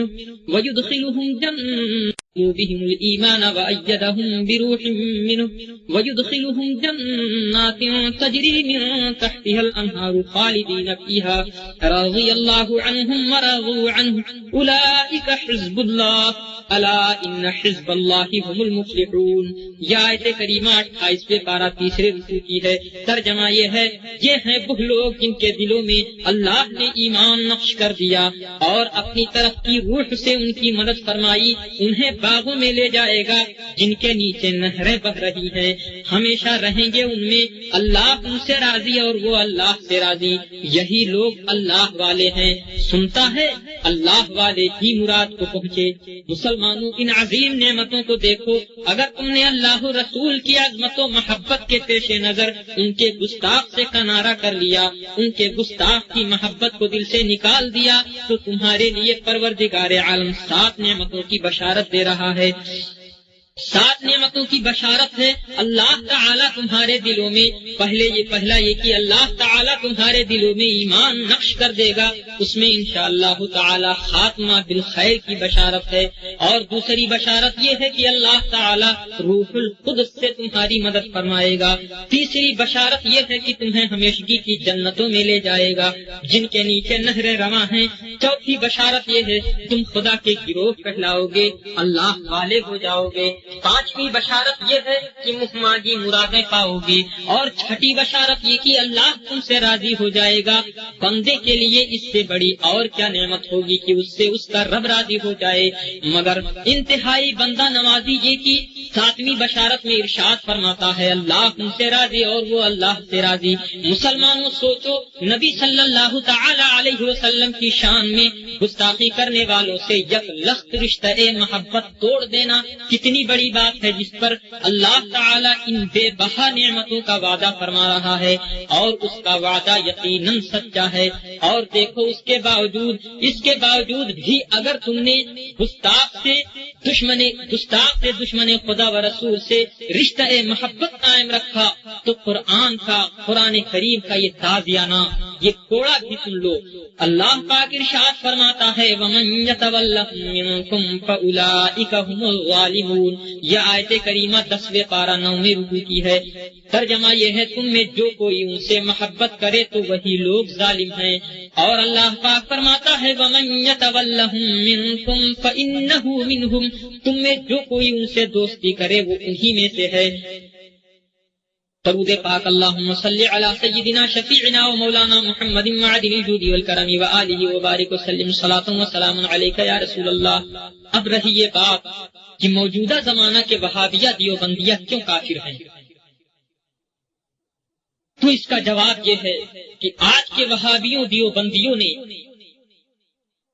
مولوی قاسم صاحب نانوتوی، مولوی خلیل احمد بیٹھوی، مولوی رشید احمد صاحب گنگوہی اور مولوی اشرف صاحب تھانوی سے اپنا رشتہ محبت قائم کر رکھا ہے، اور یہ رشتہ اتنا گہرا ہے کہ جہاں کسی نے ان پیشواؤں کو کافر گستاخ کہا ان کے تن بدن میں آگ لگ جاتی ہے، یا اپنے پیشواؤں کی گستاخیوں پر پردہ ڈالتے ہیں۔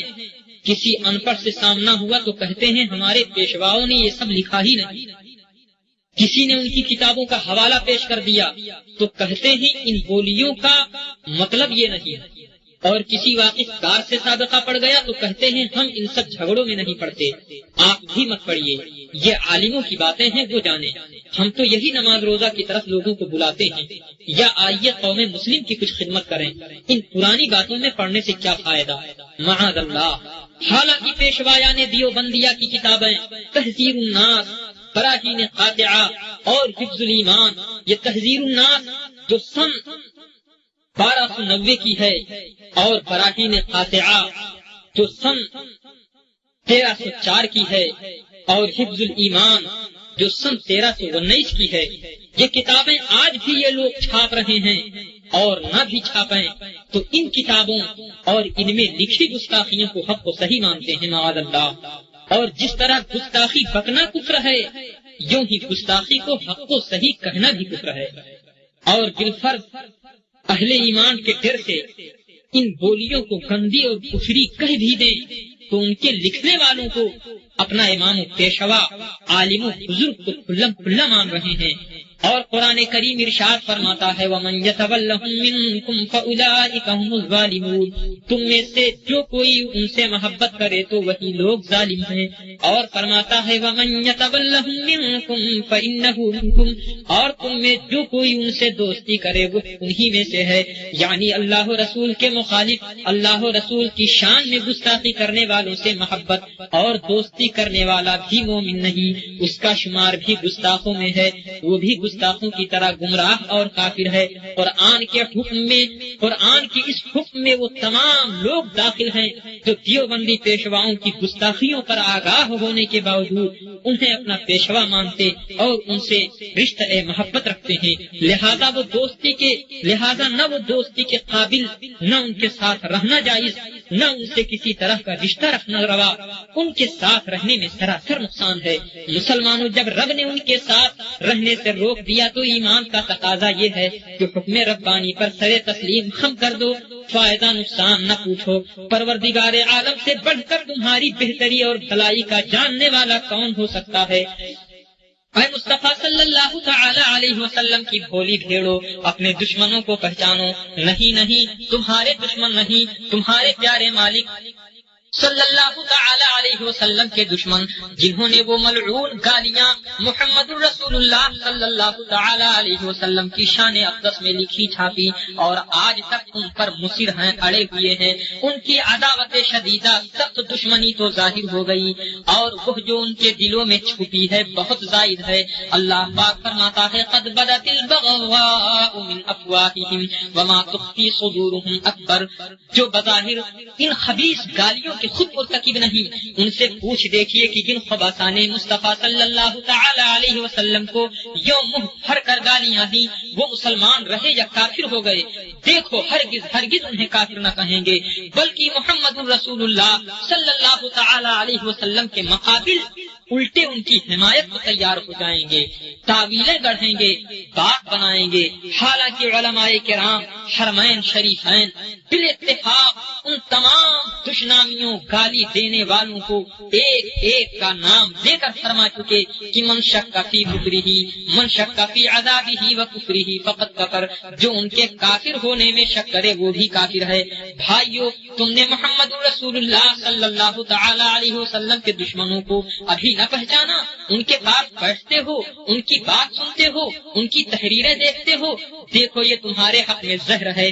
دیکھو، تمہارے پیارے مولا صلی اللہ تعالی علیہ وسلم کی واللہ سے بڑھ کر تم پر مہربان ہیں، تمہیں ارشاد فرما رہے ہیں کہ فَإِيَّاكُمْ وَإِيَّاهُمْ لَا يُضِلُّونَكُمْ وَلَا يَخْفِينَكُمْ۔ ان سے دور بھاگو، انہیں اپنے سے دور کرو، کہیں وہ تمہیں گمراہ نہ کر دیں، کہیں وہ تمہیں فتنہ میں نہ ڈال دیں۔ والعیاذ باللہ تعالی۔ صحابی رسول حضرت عبداللہ ابن عباس رضی اللہ تعالی عنہما کے شاگرد حضرت سعید بن جبیر رضی اللہ تعالی عنہ کو راستہ میں ایک گمراہ ملا اور کہا کچھ عرض کرنا چاہتا ہوں۔ حضرت سعید نے انکار کر دیا اور فرمایا میں نہیں سننا چاہتا۔ وہ گمراہ پھر کہتا ہے ایک کلمہ ہی سن لیجئے۔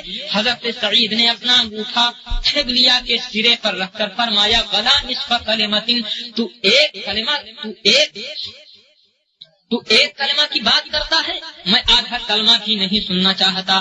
لوگوں نے پوچھا کیا سبب ہے کہ آپ نے اس شخص کے ساتھ اس قدر نفرت اور دشروئی برتی؟ آپ نے فرمایا گمراہوں میں سے ہے۔ آپ نے فرمایا وہ گمراہوں میں سے ہے۔ حضرت محمد بن سیرین رضی اللہ تعالی عنہ جو حضور اقدس صلی اللہ تعالی علیہ وسلم کے چہیتے صحابی حضرت انس رضی اللہ تعالی عنہ کے شاگرد ہیں، ان کی خدمت میں دو گمراہ شخص آئے اور کہنے لگے اے ابو بکر محمد بن سیرین، ہم آپ کے سامنے ایک حدیث بیان کرنا چاہتے ہیں۔ آپ نے فرمایا نہیں۔ وہ پھر کہتے ہیں کم از کم اتنی اجازت دیجیے کہ ہم قرآن کی کوئی آیت ہی تلاوت کریں۔ آپ نے فرمایا نہیں، اس کی بھی اجازت نہیں، تم بالکل میرے پاس سے اٹھ جاؤ ورنہ میں اٹھ جاتا ہوں۔ وہ دونوں گمراہ مایوس ہو کر چل دیے۔ حاضرین محفل کو حضرت محمد بن سیرین کے اس طرز عمل سے تعجب ہوا کہ حضرت نے تو حدیث تلاوت قرآن تک کی اجازت ان گمراہوں کو نہ دی۔ لہذا حاضرین نے عرض کیا حضرت آپ کا کیا بگڑ جاتا اگر وہ آپ کے سامنے قرآن کریم کی تلاوت کرتے؟ آپ نے فرمایا میں ڈرا کہیں ایسا نہ ہو کہ وہ کوئی آیت تلاوت کریں اور اس کے معنی میں تحریف کر دیں، پھر وہی غلط معنی میرے دل میں جم جائے۔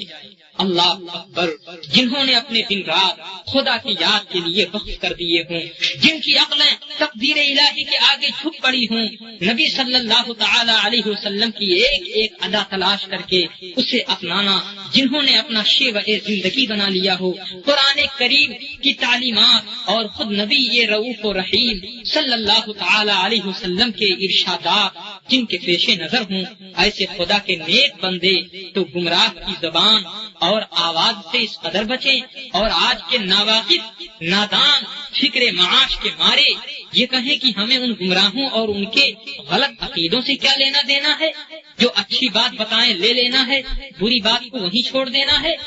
اے ناعاقبت نااندیش انسان، تو ناواقف ہے، انجان ہے، اور کہتا ہے اچھی بات لے لینا ہے، بری بات چھوڑ دینا ہے۔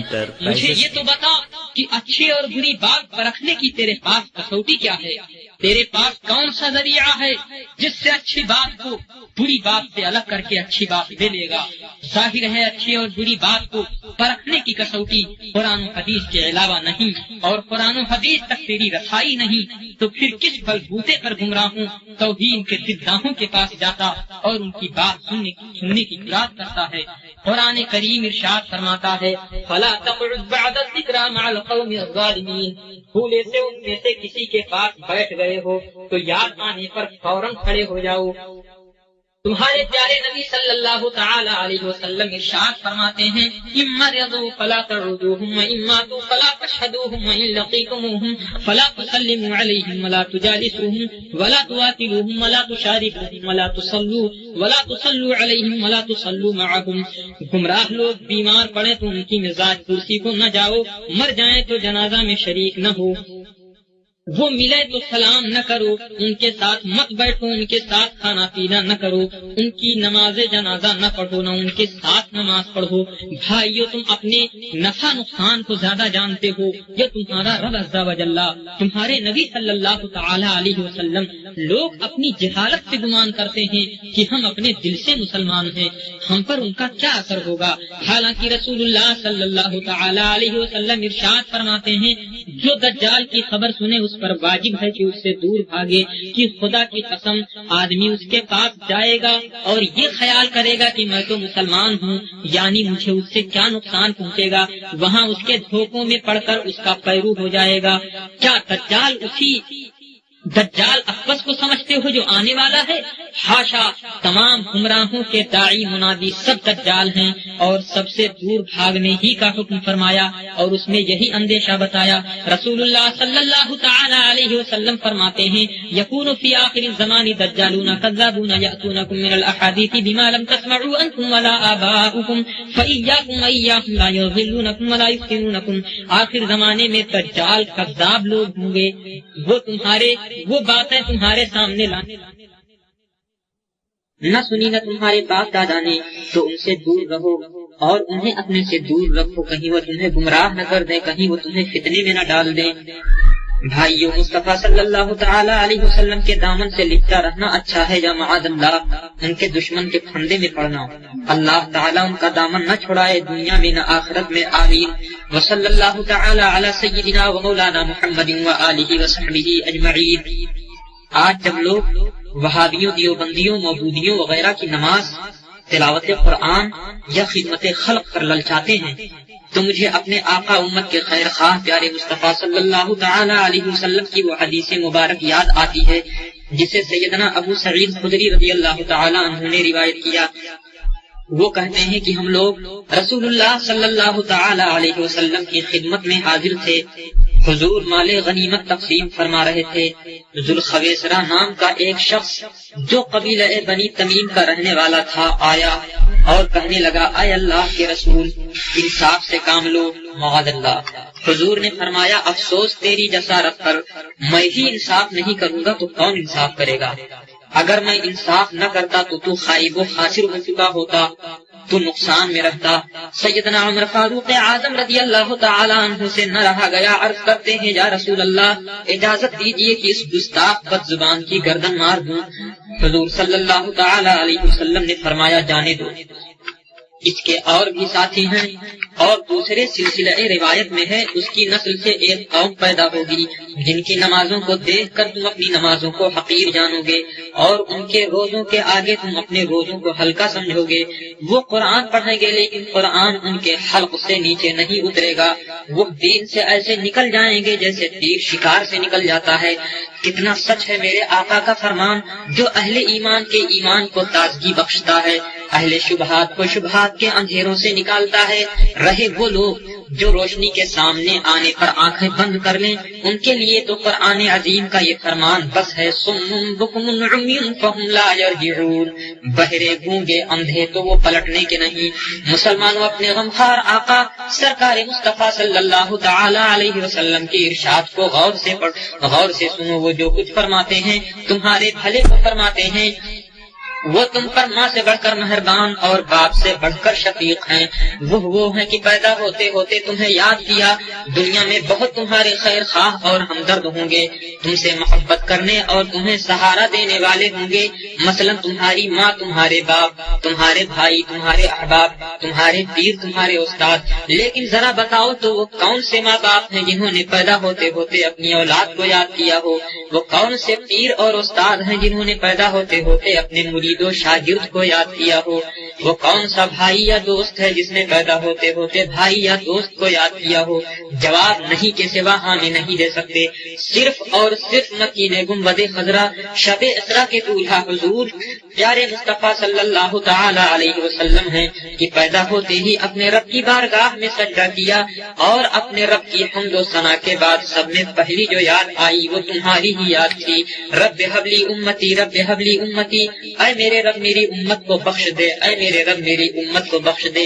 قرآن ان کی شان بھی یوں گویا ہوا، لقد جاءکم رسول من انفسکم عزیز علیہ ما عنتم حریص علیکم بالمؤمنین رؤوف الرحیم.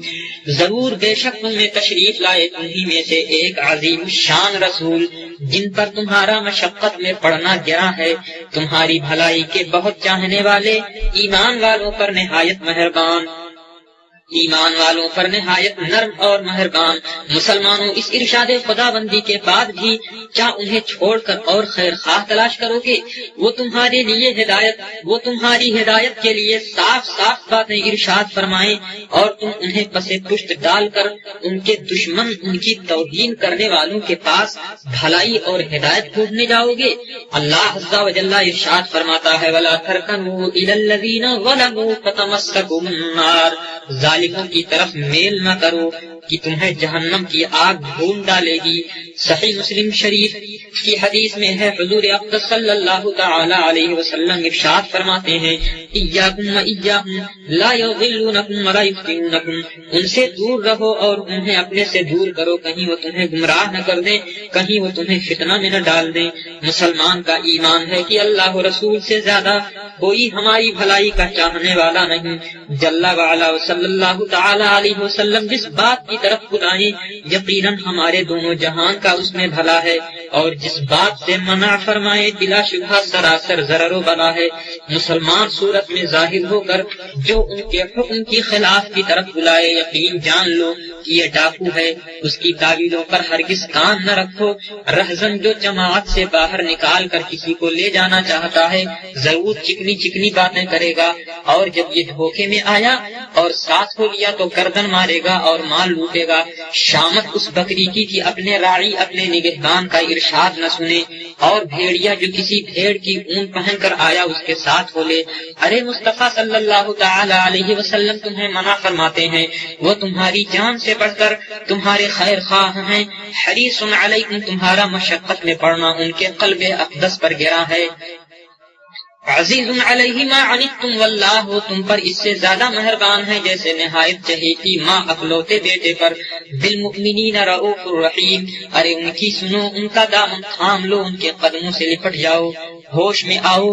آج تم وہابیوں، ندویوں، دیوبندیوں، تبلیغیوں اور مودودیوں کی نماز، روزہ اور تلاوت قرآن پر للچا رہے ہو، اور مہربان آقا صلی اللہ تعالی علیہ وسلم نے 1400 سال پیشتر ہی یہ پیشین گوئی فرما دی ہے اور تمہاری ہدایت کے لیے آگاہ کر دیا ہے کہ جن کی نماز، روزہ، تلاوت قرآن پر تم للچا رہے ہو وہ دین سے ایسے نکل چکے ہیں جیسے تیر شکار سے نکل جاتا ہے.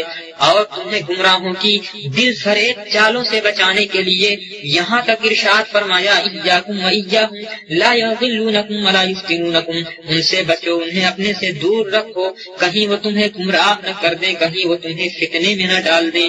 مسلمانوں، خدا را اللہ و رسول کی پناہ میں آ جاؤ، اللہ و رسول کے وفادار بن کے رہو، ان کی توہین کرنے والوں کو دشمن جانو، جو توہین کرنے والوں کا ساتھی اور حمایتی ہو اس سے بھی نفرت کرو، اور تن کا توڑ الگ رہو، اسی میں دین و ایمان کی سلامتی ہے۔ نمازوں کی پابندی کرو، چہروں پر پیارے رسول کی پیاری سنت کو سجاؤ، ان کی اداؤں کو اپناؤ، ان کے چاہنے والوں کے ساتھ رہو کہ بھیڑیا اسی بکری کو کھاتا ہے جو ریوڑ سے الگ ہو جائے۔ اپنے بچوں کی اسلامی تعلیم پر دھیان دو، جس طرح ان کی حفاظت کے لیے گھر مکان چھوڑتے ہو اسی طرح یہ نصیحت بھی ان کے ایمان کے لیے کر جاؤ کہ بیٹا جتنے گمراہ اور باطل فرقے ہیں، وہابی، دیوبندی، تبلیغی، جماعت اسلامی، سب سے الگ رہنا، صحابہ، تابعین اور بزرگان دین رضوان اللہ تعالی علیہم اجمعین کی جماعت، اہل سنت و جماعت کے ساتھ رہنا۔ یاد رکھو عمل کے پیچھے ایمان کو خطرے میں ہرگز نہ ڈالنا، عمل کی کوتاہی کی تلافی ہے۔ رب کریم اپنی رحمت سے معاف فرما دے، پیارے حبیب شفاعت فرما دے، آمین۔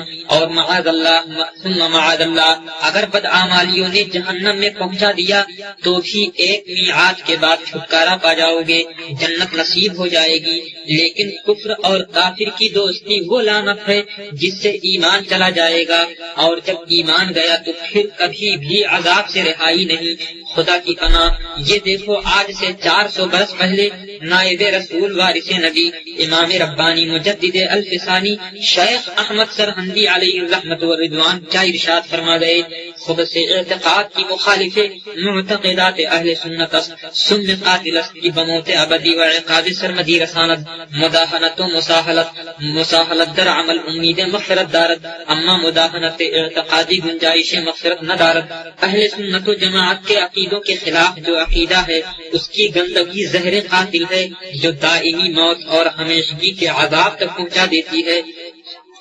عمل میں کوتاہی اور کاہلی پر تو بخشے جانے کی امید ہے، لیکن عقیدے میں مداحنت اور پالیسی کے بخشے جانے کی امید نہیں۔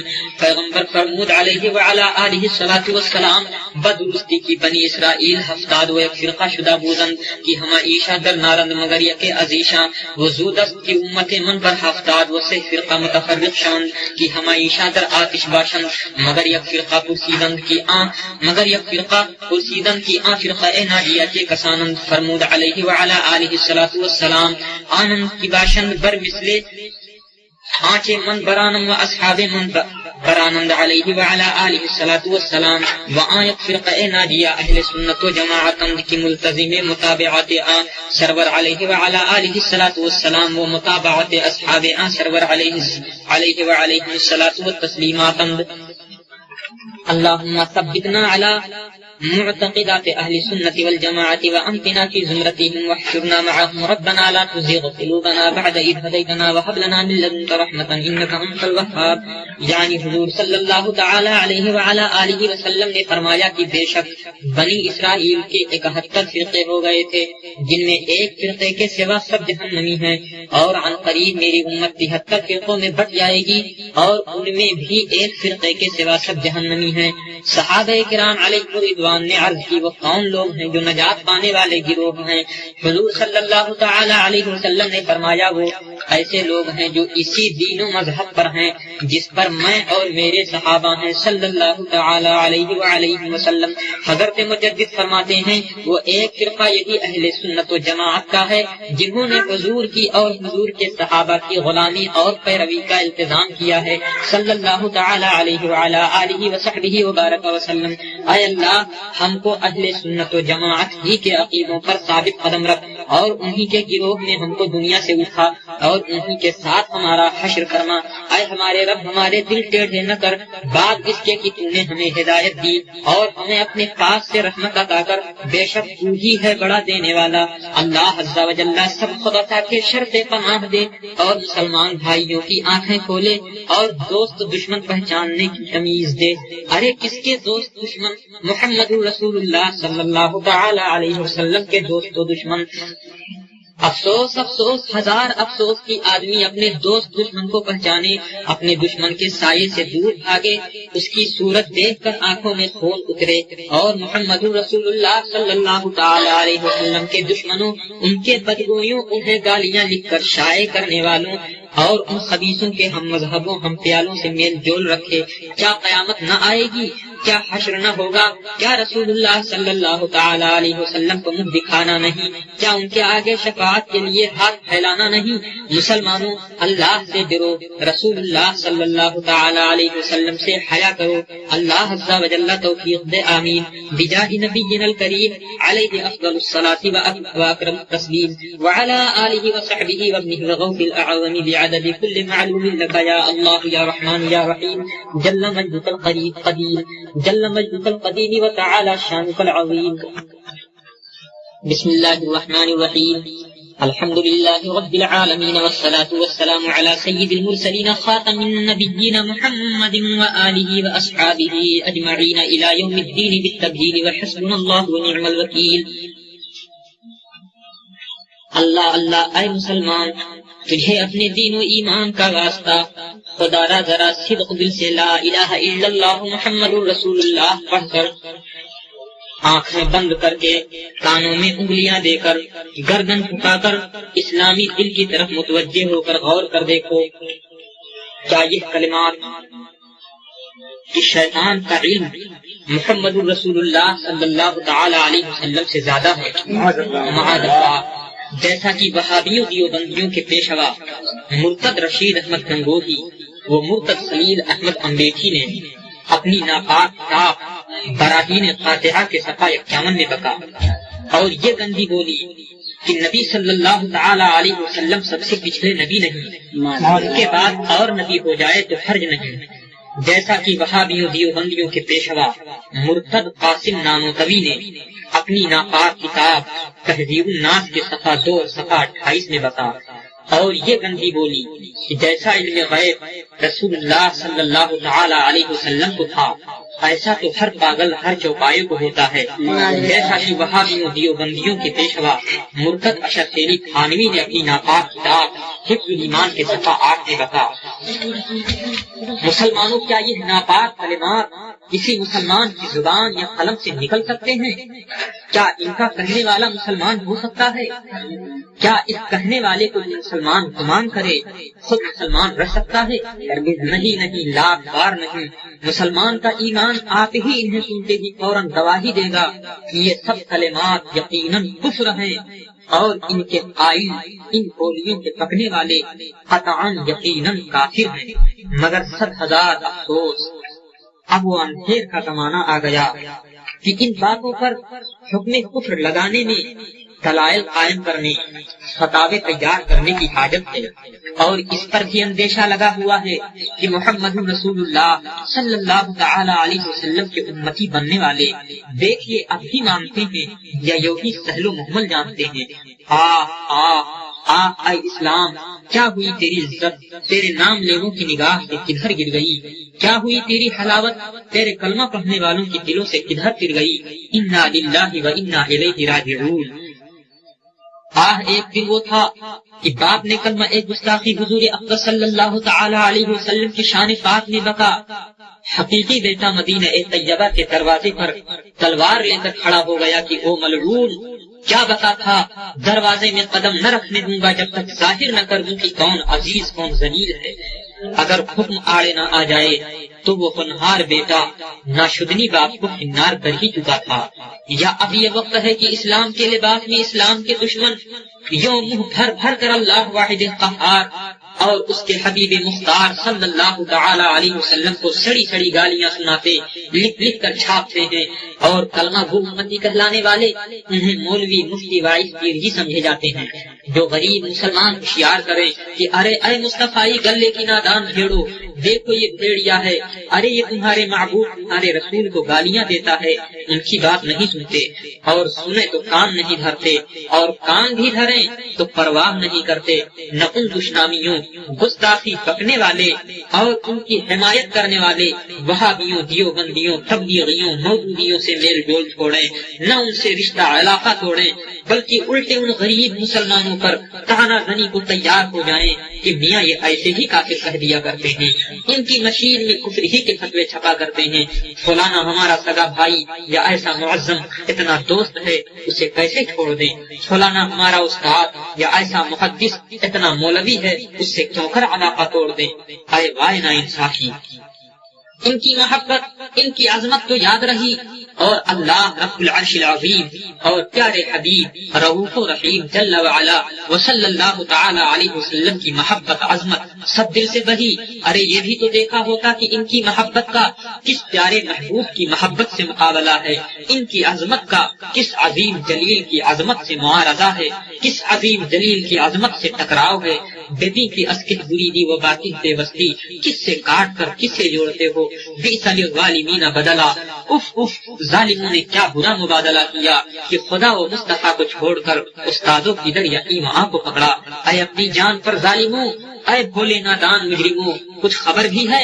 ارے وہ اللہ واحد قہار ہے جس نے تمہیں پیدا کیا، جس نے تمہیں آنکھ کان دل ہاتھ پاؤں لاکھوں نعمتیں دی، جس کی طرف تمہیں پھر کر جانا اور ایک اکیلے تنہا بے یارو یاور بے وکیل اس کے دربار میں کھڑے ہو کر روبکاری ہونا ہے۔ اس کی عظمت، اس کی محبت ایسی ہلکی ٹھہری کہ فلاں فلاں کو اس پر ترجیح دے دی۔ ارے اس کی عظمت تو اس کی عظمت، اس کے احسان تو اس کے احسان، اس کے پیارے حبیب محمد رسول اللہ صلی اللہ تعالی علیہ وسلم ہی کے احسانات اگر یاد کرو تو واللہ العظیم باپ، استاد، پیر، آقا، حاکم، بادشاہ وغیرہ وغیرہ تمام جہان کے احسان جمع ہو کر ان کے احسانوں کے کروڑویں حصے کو نہ پہنچ سکیں۔ ارے وہ ہیں کہ پیدا ہوتے ہی اپنے رب کی وحدانیت، اپنی رسالت کی شہادت ادا فرما کر سب میں پہلی جو یاد آئی وہ تمہاری ہی یاد تھی۔ دیکھو وہ آمنہ خاتون کی آنکھوں کا نور، نہیں وہ اللہ رب العرش کے عرش کا تارا، اللہ نور السماوات والارض کا نور، شکم پاک مادر سے جدا ہوتے ہی سجدے میں گرا ہے اور نرم نازک حزین آواز سے کہہ رہا ہے رب امتی امتی، اے میرے رب میری امت صلی اللہ تعالی علیہ وسلم۔ کیا کبھی کسی کے باپ، استاد، پیر، آقا، حاکم، بادشاہ نے بیٹے، شاگرد، مرید، غلام، نوکر، رعیت کا ایسا خیال کیا، ایسا درد رکھا ہے؟ حاشا للہ۔ ارے وہ ہے کہ اس پیارے حبیب رؤوف رحیم علیہ افضل الصلاۃ والتسلیم کو جب قبر انور میں اتارا ہے، لبہائے مبارک جنبش میں ہے، فضل یا قسم بن عباس رضی اللہ تعالی عنہ نے کان لگا کر سنا ہے، آہستہ آہستہ عرض کر رہے ہیں رب امتی امتی، اے میرے رب میری امت صلی اللہ تعالی علیہ وسلم۔ سبحان اللہ، پیدا ہوئے تو تمہاری یاد، دنیا سے تشریف لے گئے تو تمہاری یاد۔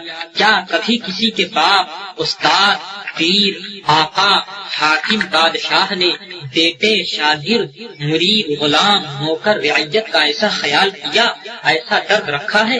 استغفر اللہ۔ ارے وہ ہیں کہ تم چادر تان کر شام سے خراٹے لیتے، صبح کی خبر لاتے ہو، تمہارے درد ہو، کرب ہو، بے چینی ہو، کروٹیں بدل رہے ہو، ماں باپ، بھائی، بیٹا، بیوی، اقربا، دوست، آشنا، 2-4 راتیں کچھ جاگے سوئے، آخر تھک تھک کر جا پڑے، اور جو نہ اٹھے وہ بیٹھے بیٹھے اونگ رہے ہیں، نیند کے جھونکے آ رہے ہیں، اور وہ پیارا بے گناہ بے خطا ہے کہ تمہارے لیے راتوں جاگا کیا، تم سوتے ہو اور وہ زار زار رو رہا ہے، روتے روتے صبح کر دی ہے کہ رب امتی امتی، اے میرے رب میری امت۔ کیا کبھی کسی کے باپ، استاد، پیر، آقا، حاکم، بادشاہ نے بیٹے، شاگرد، مرید، غلام، نوکر، رعیت کا ایسا خیال کیا، ایسا درد رکھا ہے؟ حاشا للہ۔ ارے ہاں، درد، بیماری، مرض یا مصیبت میں ماں باپ کی محبت کیا جانچنا کہ ان میں نہ تمہاری خطا نہ ماں باپ پر جفا۔ جو آزماؤ کی ماں باپ بے شمار نعمتوں سے تمہیں نوازے اور تم نعمت کے بدلے سرکشی کرو، نافرمانی ٹھانو، 100 کہیں اور ایک نہ مانو، ماں سے برے، باپ سے برے، رات دن برے، ہر وقت برے۔ دیکھو تو ماں باپ کہاں تک تمہیں کلیجے سے لگاتے ہیں، مگر وہ پیارا، وہ مجسم رحمت، وہ نعمتوں والا، وہ ہماتن رافت ہے کہ تمہاری لا لاکھ لاکھ نافرمانیاں دیکھے، کروڑ کروڑ گناہگاریاں پائے، اس پر بھی تمہاری محبت سے باز نہ آئے، دل تنگ نہ ہو، ترک نہ فرمائے۔ سنو تو وہ کیا فرما رہے ہیں، دیکھو تم گود میں لیے نکلے پڑتے ہو اور فرماتا ہے ہلما الیہ ہلما الیہ، ارے میری طرف آؤ، ارے میری طرف آؤ، مجھے چھوڑ کر کہاں جاتے ہو؟ دیکھو وہ فرماتا ہے تم پروانے کی طرح آگ پر گرے پڑتے ہو اور میں تمہارا بندے کمر پکڑے روک رہا ہوں۔ کیا کبھی کسی کے باپ، استاد، پیر، آقا، حاکم، بادشاہ نے بیٹے، شاگرد، مرید، غلام، نوکر، رعیت کا ایسا خیال کیا، ایسا درد رکھا ہے؟ استغفر اللہ، ارے دنیا کی ساعت دیر ہے، آنکھ بند کیے سویرا ہے، قیامت بہت جلد آنے والی ہے۔ جانتا ہے قیامت کیا ہے؟ یوم یفر المرء من اخیہ و امہ و ابیہ و صاحبتہ و بنیہ لکل امرئ منہم یومئذ شأن یغنیہ، جس دن بھاگے گا آدمی اپنے بھائی، ماں باپ، بیوی، بیٹوں، سب سے، ہر ایک اس دن اپنے ہی حال میں غلطہ پیچا ہوگا کہ دوسرے کا خیال بھی نہ لا سکے گا۔ اس دن جانے کی فلاں یا فلاں تیرے کام آ سکے، حاشا للہ واللہ العظیم، اس دن وہی پیارا حبیب صلی اللہ تعالی علیہ وسلم کام آئے گا۔ اس کے سوا باقی انبیاء مرسلین علیہ الصلوۃ والتسلیم کو تو مجال عرض ہوگی نہیں، سب نفسی نفسی فرمائیں گے، پھر اور کسی کی کیا حقیقت ہے؟ ہاں وہ پیارا، وہ بے کسوں کا سہارا، وہ بے یاروں کا یارا، وہ شفاعت کی آنکھ کا تارا، وہ محبوب محشر آنا، وہ رؤوف و رحیم ہمارا صلی اللہ تعالی علیہ وسلم فرمائے گا انا لہا انا لہا، میں ہوں شفاعت کے لیے، میں ہوں شفاعت کے لیے، صلی اللہ تعالی علیہ وسلم، صلی اللہ تعالی علیہ وسلم۔ پھر یہ بھی نظر کرنا ہے کہ سنکھوں کی گنتی میں ازدحام، ہزاروں منزل کے فاصلوں میں مقام، لاکھوں صراط پر چلنے لے گئے جو بالائے جہنم نصب ہے، تلوار سے زیادہ تیز اور بال سے زیادہ باریک، اور ہزاروں برس کی راہ، نیچے نظر کریں تو کروڑوں منزل تک کا گہراؤ، اور اس میں وہ قہر آگ شعلہ زن جس میں سے برابر پھول اڑ کر آ رہے ہیں۔ جانتا ہے وہ پھول کیسے؟ اونچے اونچے محلوں کی برابر، گویا آگ کے قلعے ہیں کہ پیدر پہ چلے آتے ہیں، لاکھوں پیاس سے بےتاب ہیں، 50,000 برس کا دن، تانبے کی زمین، سروں پر رکھا ہوا آفتاب، زبانیں پیاس سے باہر ہیں، دل ابل ابل کر گلے پر آ لگے ہیں، اتنا ازدحام اور اتنے مختلف کام اور اتنے فاصلوں پر مقام، اور خبر گیرا صرف ایک وہ محبوب ذی الجلال والاکرام علیہ افضل الصلاۃ والسلام۔ ابھی میزان پر آئے، اعمال تلوائے، حسنات کے پلے گرا کر آئے، ابھی صراط پر کھڑے ہیں، غلام گزر رہے ہیں، وہ دردناک آواز سے عرض کر رہے ہیں رب سلم سلم، الہی بچا لے بچا لے۔ ابھی حوض کوثر پر جلوہ فرما ہے، پیاسوں کو شربت جاں خزا پلا رہے ہیں، گویا کنے مردہ میں جان رفتہ واپس لا رہے ہیں۔ انس رضی اللہ تعالیٰ عنہ نے عرض کی یا رسول اللہ، حضور میری شفاعت فرمائیں۔ فرمایا میں کرنے والا ہوں۔ عرض کی یا رسول اللہ، اس روز میں حضور کو کہاں تلاش کروں؟ فرمایا سب میں پہلے صراط پر۔ عرض کی اگر وہاں نہ پاؤں؟ فرمایا میزان پر۔ عرض کی وہاں نہ پاؤں؟ فرمایا حوض کوثر پر۔ کہ ان تین جگہ سے کہیں نہ جاؤں گا۔ صلی اللہ تعالی علیہ وعلی آلہ وصحبہ وبارک وسلم ابدا آمین۔ للہ انصاف، ان کے احسانوں سے جہان میں کسی کے احسان کو کچھ نسبت ہو سکتی ہے؟ پھر کیسا سخت کفران ہے کہ جو ان کی شان میں گستاخی کرے، بے ادبی کرے، تمہارے دل میں اس کی وقعت، اس کی محبت، اس کا لحاظ، اس کا پاس نام کو بھی باقی رہے۔ بے بیکی اسکہ دریدی و باقی کے وسطی بئس للظالمین بدلا۔ الہی کلمہ گویوں کو سچا اسلام عطا کر، صدقہ اپنے حبیب کریم کی وجاہت کا، صلی اللہ تعالی علیہ وسلم۔ معزز سامعین کرام، جماعت رضائے مصطفیٰ شاخ ناگپور کے زیر اہتمام ایمان افروز بیانات پر مشتمل ایک شاندار آڈیو سی ڈی سنو اور فیصلہ کرو تیار کی گئی ہے۔ اس سی ڈی میں مفتی سید مظفر شاہ کی تقریر وہابی مذہب کی حقیقت۔ سرکار نے ان کا لباس تک بتایا ہے، سرکار نے یہ تک بتایا ہے کہ ان کے مخرج کہاں ہوگا، کہاں سے وہ لوگ نکلیں گے، وہ کون سی زبانیں بولیں گے، وہ کون سے جانوروں پر سوار ہو کر آئیں گے، ان کا انداز تکلم کیا ہوگا، ان کا انداز استدلال کیا ہوگا، وہ تمہارے سامنے کس قسم کا عقیدہ بیان کریں گے، وہ تمہارے سامنے کس قسم کا عمل بیان کریں گے. نبی پاک صلی اللہ تعالی علیہ وسلم نے اپنے اشارات میں، اور بخاری کی حدیث سے آج میں نے دونوں جلدیں اپنے پاس رکھی ہیں، جو تقریباً میں نے 18 یا 19 حدیثیں ان دونوں بخاری شریف کی جلدوں سے نکال کر آج آپ کے سامنے پیش کرنی ہے، تاکہ واضح ہو جائے کہ نبی پاک نے وہ کس فتنے کی طرف مسلمانوں کی توجہ کو مبذول کرایا تھا. سرکار علیہ السلام نے آج سے 1500 سال پہلے ہی اس فتنے کے پیدا ہونے والے بانی، وہ کہاں سے پیدا ہوگا، کون سی زبان بولے گا، کیا استعمال کرے گا، کیا عمل پیش کرے گا، اس کی مکمل وضاحت سرکار نے فرمائی. اور اللہ کروڑ رحمت نازل فرمائے امام بخاری رحمت اللہ علیہ کے مدار پر کہ انہوں نے وہ ساری صحیح حدیثیں صحابہ کرام سے اپنی بخاری میں جمع فرمائی. شیخ ابن عبد الوہاب نجدی کے نام سے ایک شخص ابھرا. اس کی پیدائش مذہبی تاریخ کے حساب سے 10,011 ہجری بعض علماء نے کہا ہے. نبی پاک صلی اللہ تعالی علیہ وسلم نے اپنے وقت سے پہلے سے نجد کے متعلق بے شمار اشارات اور واضح فرامین سے بتا دیا تھا کہ نجد سے ایک شخص اٹھے گا جو میرے امت میں ایسا فتنہ برپا کرے گا جو قیامت تک صلح کی کوئی راہ نظر نہیں آئے گی. مولانا محمد شفیع اوکاڑوی رحمت اللہ تعالی علیہ کی تقریر عید میلاد النبی اور الصلاۃ والسلام کا ثبوت. وما أرسلناك إلا رحمة للعالمين.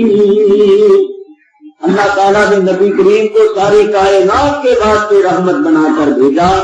تو نبی کریم اللہ کا سب سے بڑا فضل ہے کہ ابو لہب جیسے کافر نے حضور کی ولادت کی خوشی بنائی تو اس کو ہر پیر کو فیض ملتا ہے. تو ہم حضور کے غلام ہو کر مسلمان ہو کر حضور کی ولادت کی خوشی کریں، میلاد شریف کریں تو ہمیں کتنا فیض ملے گا. علامہ ادریس رضا صاحب کی تقریر. تو سرکار پھر کیا راز فرمایا وہ قوم آ رہی ہے جس کے چہرے پہ داڑھی ہوگی، لمبا کرتا ہوگا، اٹنگا پجامہ ہوگا، سر پہ امامہ ہوگا، ہاتھ میں تسبیح ہوگی، نماز سے محبت کا دعویٰ ہوگا، سجدوں سے محبت کا دعویٰ ہوگا، کتاب لکھے گا صراط مستقیم اور اس کے اندر لکھے گا کہ اگر عالم نماز کے اندر رسول کا خیال آئے تو آدمی مشرک ہو جائے گا، بیل کا خیال آئے نماز ہو جائے گی، گدھے کا خیال آئے نماز ہو جائے گی، عورت کی ہمبستری کا خیال آئے نماز ہو جائے گی. امتی جب صراط مستقیم کو دیکھے گا تو متفکر ہوگا، مگر جب اس واقعے کو دیکھے گا، اس حدیث کو دیکھے گا تو مچل اٹھے گا. اے میرے امام علی مقام، تم نے ہمیں بڑا پیارا جواب دے دیا. مفتی مجیب اشرف صاحب کی تقریر. ارے جب نبی نے اندر کی بات بتائی تو اوپر کی بات کیوں نہیں بتا سکتے؟ قبر میں کیا ہو رہا ہے، کس کی پٹائی ہو رہی ہے، کس کے لیے جہنم کی کھڑکی کھولی جاتی ہے، کس کے لیے جنت کا بستر بچھایا جاتا ہے، منکر نکیر آتے ہیں، ان کی شکل و صورت. ان الذين كفروا سواء عليهم أأنذرتهم ام لم تنذرهم لا يؤمنون. بے شک وہ لوگ جن کے نصیب میں کفر ہی کفر ہے، اے نبی آپ انہیں ڈرائیں یا نہ ڈرائیں وہ ایمان لانے والے نہیں. ختم اللہ علی قلوبہم وعلی سمعہم وعلی ابصارہم غشاوہ ولہم عذاب. مولانا صغیر احمد جوخن پوری صاحب کی تقریر اور دیگر علماء اہل سنت کے ایسے زبردست بیانات شامل ہیں کہ اگر کوئی اسے ایک مرتبہ سن لے تو کسی فتنے کا شکار نہ ہو. لہذا آپ یہ سی ڈی سنو اور فیصلہ کرو ضرور حاصل کریں اور ہزاروں کی تعداد میں عام کریں. یہ سی ڈی نہایت معمولی ہدیے میں دی جا رہی ہے. اگر آپ کو چاہیے تو موبائل میں لکھیں ناگپور اور 8080 430 440 پر SMS کریں. سنو اور فیصلہ کرو سی ڈی میں مولانا محمد عالم نوری صاحب کی وہ تقریر بھی موجود ہے جس میں انہوں نے سعودی عرب کے علماء کی کتاب سے تبلیغی جماعت کی گمراہی کو ثابت کیا، جسے سن کر وہابی بوکھلا گئے۔ تبلیغی جماعت کیسی جماعت ہے؟ تو حضرات جواب دیتے ہوئے اس کتاب کا مصنف لکھتا ہے، والجواب ان اقول اما جماعت التبلیغ فانهم جماعت بدعت وضلالة وليسوا على الامر الذي كان عليه رسول الله صلى الله تعالى عليه وسلم واصحابه والتابعون لهم باحسان۔ پوچھا گیا تھا تبلیغی جماعت کے ساتھ نکلنا چاہیے یا نہیں، تبلیغی جماعت کیسی جماعت ہے؟ تو جواب دیتے ہوئے اس کتاب کا مصنف لکھتا ہے، رہی جماعت تبلیغ تو یہ بدعتیوں کی جماعت ہے، یہ گمراہوں کی جماعت ہے، یہ اس طریقے پر ہے ہی نہیں جس طریقے پر رسول اللہ صلی اللہ تعالی علیہ وسلم تھے، یہ اس طریقے پر ہے ہی نہیں جس طریقے پہ صحابہ اکرام اور ان کے متبعین یعنی تابعین اکرام تھے۔ اس سی ڈی میں مولانا عبد المصطفیٰ حشمتی صاحب قبلہ کی امراوتی کی تقریر بھی شامل ہے، جس کو سن کر کئی ہزار لوگوں کو توبہ نصیب ہوئی۔ نبی کے وفادار میں اور نبی کے غدار میں نہ کل ملاپ ہوا تھا، نہ آج ملاپ ہوا ہے، نہ آئندہ کل ملاپ ہو سکتا۔ اللہ اکبر۔ یعنی گائے کا خیال آئے، بیل کا خیال آئے، گدھے کا خیال آئے، نماز ہو جائے گی، اور رسول اللہ کا خیال آیا تعظیم سے تم مشرک ہو جاؤ گے۔ اب آپ بتاؤ کہ گائے بیل گدھے والی نماز آپ پڑھنا چاہتے ہو یا تصور رسول والی؟ اولیاء جنتی، انبیاء جنتی، شیطان جہنمی، بھوت جہنمی۔ قرآن کہتا ہے جنتی جہنمی برابر نہیں ہو سکتے، مگر یہ وہابی کی کتاب کہتے تھے اولیاء انبیاء میں اور جن شیطان بھوت پری میں کچھ فرق نہیں۔ اور فیصلہ آپ کو کرنا ہے مسلمانوں، خدا کی کتاب مانو گے کہ وہابی کی کتاب مانو گے؟ قرآن پاک، احادیث رسول اور وہابیوں دیوبندیوں کی کتابیں میں نے پڑھ پڑھ کے سنائی۔ 5 4 ویلر گاڑی کی چابیاں میرے پاس پہنچا دی گئی، میں نے انعام میں کہہ دیا کہ ایک بھی حوالہ غلط ثابت کرو، یہ 5 گاڑیاں انعام میں دی جائیں گی، 1 لاکھ روپیہ نقد انعام میں دیا جائے گا۔ میں نے کہا تمہارے مولوی صادق نے جو تقریر کی ہے کوئی حوالہ نہ دیا، پورے شہر میں چیلنج کیا کہ ہم نے بریلویوں سے 56 سوال کیا، ایک بھی سوال کا جواب نہ دیا۔